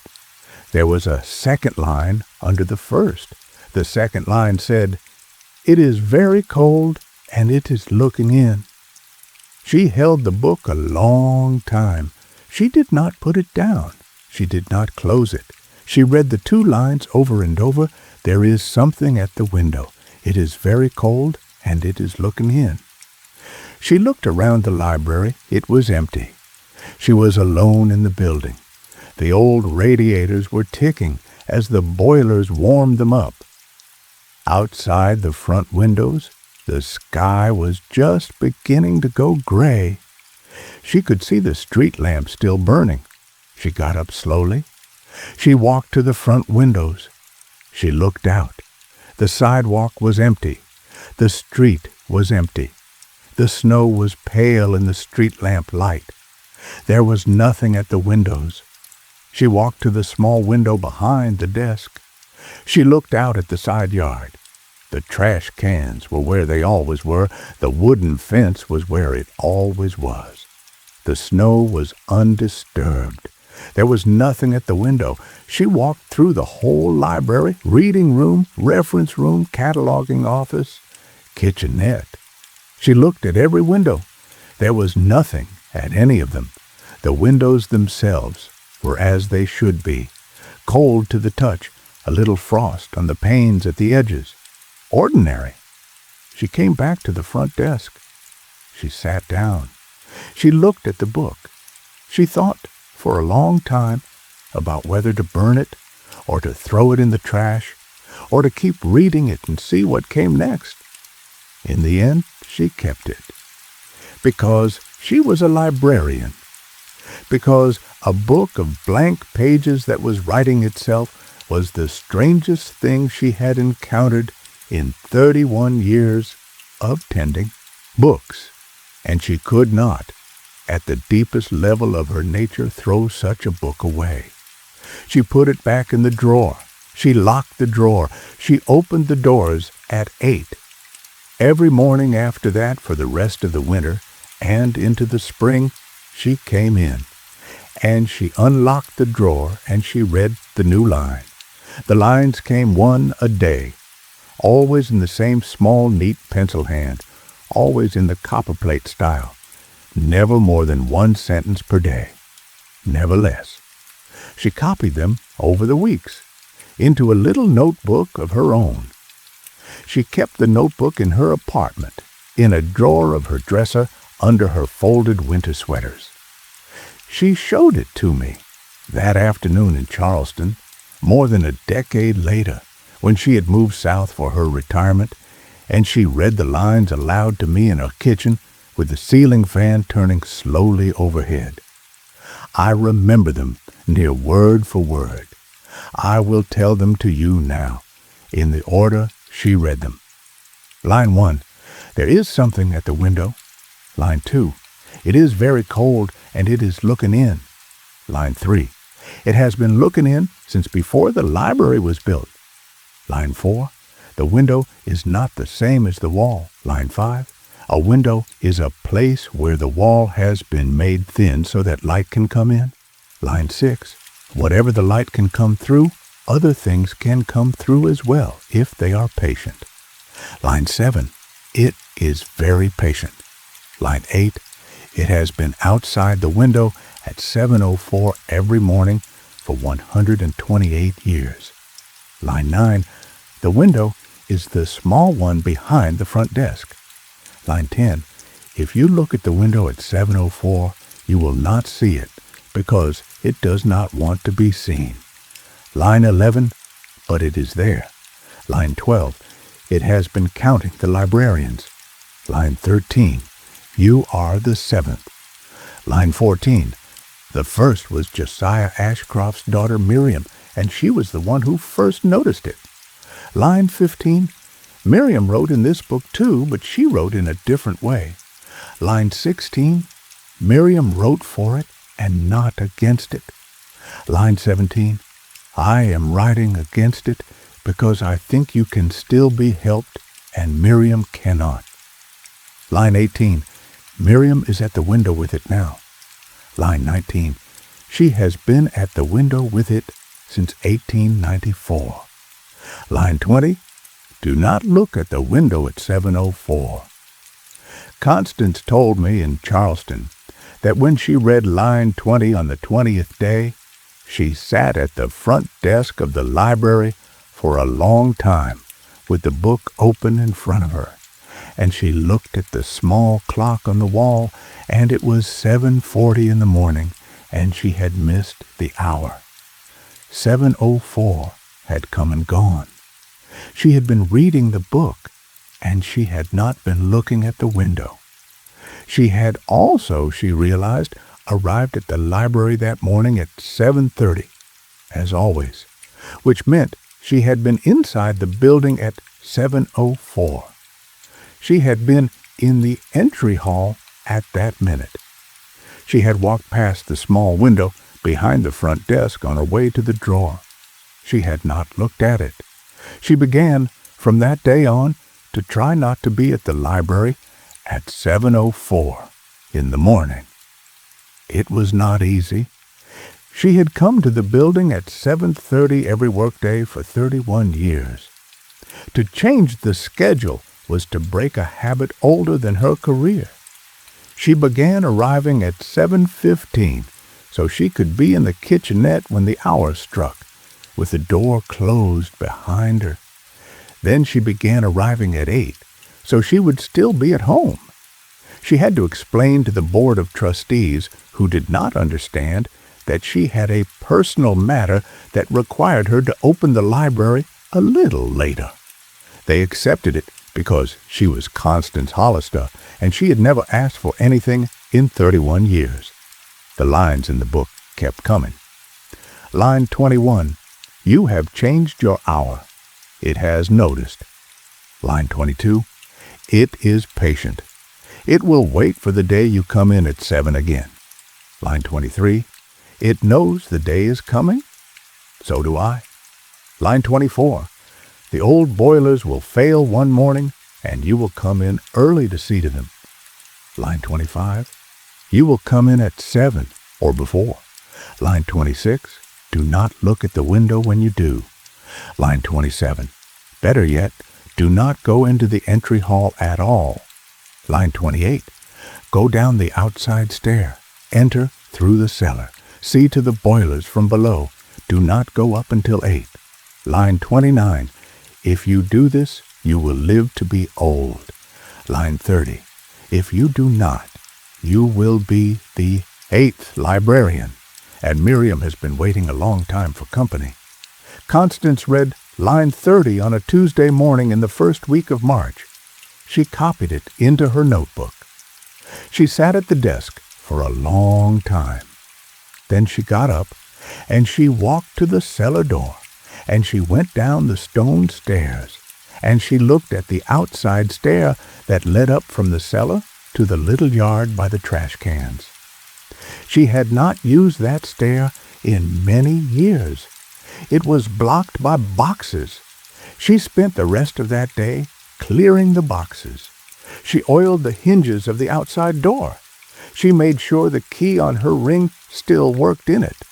She thought perhaps she was being foolish, but she did it anyway, because a book had told her to. The lines kept coming. They grew shorter. They grew more urgent. Line 31, the boilers will fail in the second week of March. Line 32, the cold will come in fast that night. Line 33, you will be tempted to come in early and light the small stove in the front office. Line 34, do not. Line 35, use the outside stair. On the 10th of March, on a Thursday, Constance came in at 7:15 and found the library cold. Not just cool, truly cold. Her breath was smoke. The old radiators were silent. The boilers had failed sometime in the night. She stood in the entry hall with her coat still on. It was 7:15. She had 11 minutes until 7:04 had gone and passed. No, she had already crossed the hour. 7:04 had been 11 minutes ago. She had been outside, walking. She had not been in the building. She looked at the small window behind the front desk. It looked ordinary. Snow on the sill, a little frost at the edges, the gray light of a winter morning. Nothing there. She thought, with a great and sudden relief, that she had done it. She had missed the hour. She had been outside, and the thing at the window had missed her. And now it was 7:15, and the danger was past for the day. She took off her coat. She went to the drawer. She took out the book. She opened it. There was a new line. She read it. It said, "You forgot that clocks are slow in the cold." She looked at the small clock on the wall over the front desk. She had checked her wristwatch by that clock every morning for 31 years. It said 7:16. She looked at her wristwatch. It said 7:02. The clock on the wall was 14 minutes fast, or her wristwatch had lost 14 minutes overnight, or the cold had done something strange to one of them or both. She did not know which. It did not matter. What mattered was that her true time was 7:02, and in 2 minutes it would be 7:04. And she was in the entry hall of the library, and the small window behind the front desk was in front of her, and she had not gone down the outside stair. She did not think. She turned. She walked fast toward the cellar door. She was going to go down. She was going to get out. She was going to go around and come in through the cellar door and wait it out. She had crossed half the entry hall when she heard from behind her a small sound. It was a soft sound, very soft. It was the sound of a hand, or something like a hand, pressing against glass. A faint squeak, the kind of sound a child's fingers make when they smear on a window. She did not turn around. She kept walking. She reached the cellar door. She opened it. She stepped through. She closed it behind her. In the cellar, in the dark, she stood a long moment. Then she found the light switch. She turned it on. The single bulb over the stone stair lit up. She went down. She went to the outside door. She unlocked it. She opened it. She stepped out into the little yard by the trash cans. The sky was gray. The snow was pale. The trash cans were where they always were. The wooden fence was where it always was. She turned and she looked up. The small window behind the front desk was above her. It was above the level of the fence in the stone wall of the library, about 6 feet above the ground of the yard. From where she stood, she could see the window from outside. She could see into the entry hall. There was a woman at the window. The woman was inside the library. She was standing at the front desk. She was looking out through the window at Constance. She was very still. She was wearing a long, dark dress of a style that had not been made in 70 years. Her hair was piled up on her head. Her face was pale. She was smiling. Her hand was pressed against the glass of the window from the inside, and her palm was leaving a smear of frost on the pane, though the day was not so cold as that. Constance stood in the yard for a long time. She looked at the woman. The woman looked at her. Neither of them moved. Then the woman raised her other hand. She pointed. She pointed past Constance, behind her. Constance did not turn around. She did not want to know what was behind her. She stood in the yard with her back to whatever the woman was pointing at, and she felt very clearly the small cold of a presence at her shoulder. Something breathing, something with a mouth close to her ear, something that had come out of the window with her and had followed her down the stair and had stood behind her all this time in the yard. She did not turn. She said out loud to whatever it was, "I am not looking at you." The presence did not answer. She said, "I am not going to look at you." The presence stayed. She could feel it. She stood in that yard for what she said later was the longest hour of her life. She did not know when the presence left. She only knew that eventually, when she had grown so cold she could no longer feel her feet, she understood that she was alone in the yard again. She turned around. There was nothing behind her. She looked up at the window. There was no woman at the window. There was only the pane, ordinary, with a smear of frost on it from the inside, in the shape of a small pale hand. Constance walked around the building. She let herself in at the front door. She walked into the entry hall. The library was empty. She walked to the front desk. The book was in the drawer, still open, where she had left it. She looked at the page. There was a new line under the last one, just 3 words. It said, "You did well." Constance closed the book. She took it home that night. in her handbag. She kept it in the drawer of her dresser with her notebook of copied lines for the rest of her time in Ashcroft Hollow. She never wrote in it. She never opened it again after that day. She retired in 1992, 4 years later. She sold her little apartment. She moved to Charleston to be near a cousin who was aging and who needed company. She brought the book with her. She kept it in the drawer of a bureau in her spare bedroom. She said to me that afternoon in her kitchen that in all the years since, she had never looked at any window at 7:04 in the morning. She had trained herself. She kept her curtains drawn until 7:30. She kept her clocks set 5 minutes fast in case the cold ever came for her again. She had never told this story to anyone before. She asked me why she was telling it to me. I said I did not know. She said, "Perhaps because you are the sort of man who listens." We drank our tea. She looked out her kitchen window. The sun was on the little yard behind her house. There were birds at the feeder. There were flowers in a pot on the step. She said, "It is warm here. There is no cold in the windows. That is why I came south. That is why I stay.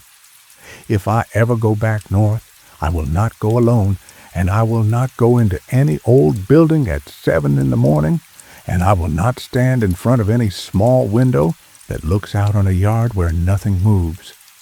She said, "I want to tell you the last thing, friend, and then I will let this story rest." I said, "Please." She said, "The library in Ashcroft Hollow is still there. My replacement, a young woman named Deborah, took the job in 1992. I wrote her a letter before I left, and I told her the whole story. I told her about the book. I told her about the hour. I told her about the outside stare. She wrote me back a kind, polite letter, and I understood from the way she wrote it that she did not believe me.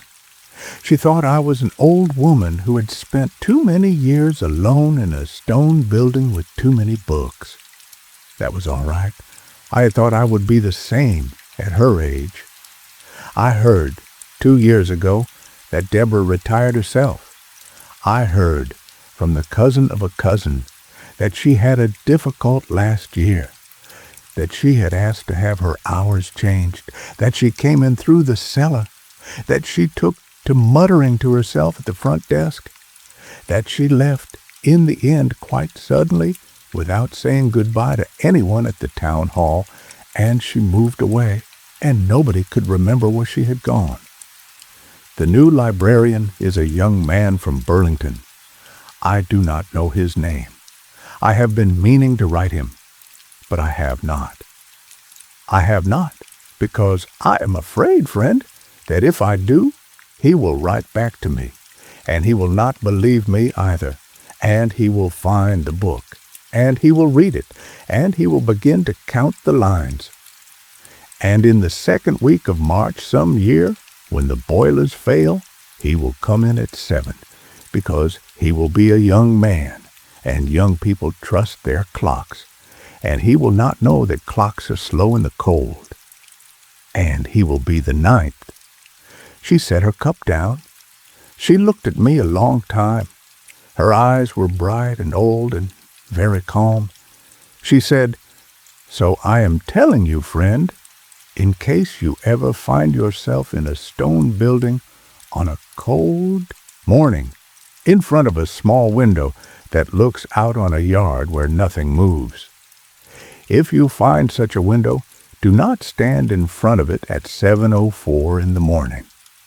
And if the light seems wrong, or the pane seems cold in a way it should not be, do not look up, do not look in, do not look out. Turn around, walk away. Go down the outside stair, if there is one. Wait for 8. I told her I would remember. I have, every winter, every cold morning, every small window that looks out on a still yard. I do not know if Constance Hollister is still with us. I have not heard in some years. She would be very old by now if she is. I hope she is warm. I hope her windows are curtained. I hope the sun is on her yard.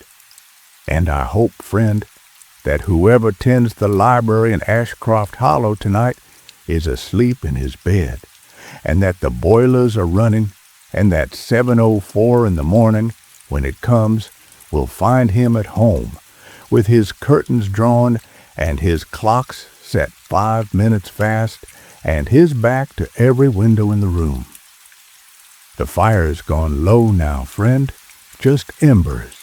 The rain's still coming down soft on the roof, the way it has been all night, and my old chair is warm, and the room is quiet. If you're still with me, close your eyes now. Let the dark be gentle.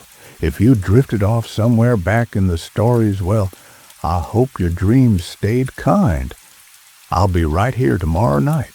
Same fire, same chair, same rain on the roof. Come back and sit with me. Sleep well now, friend.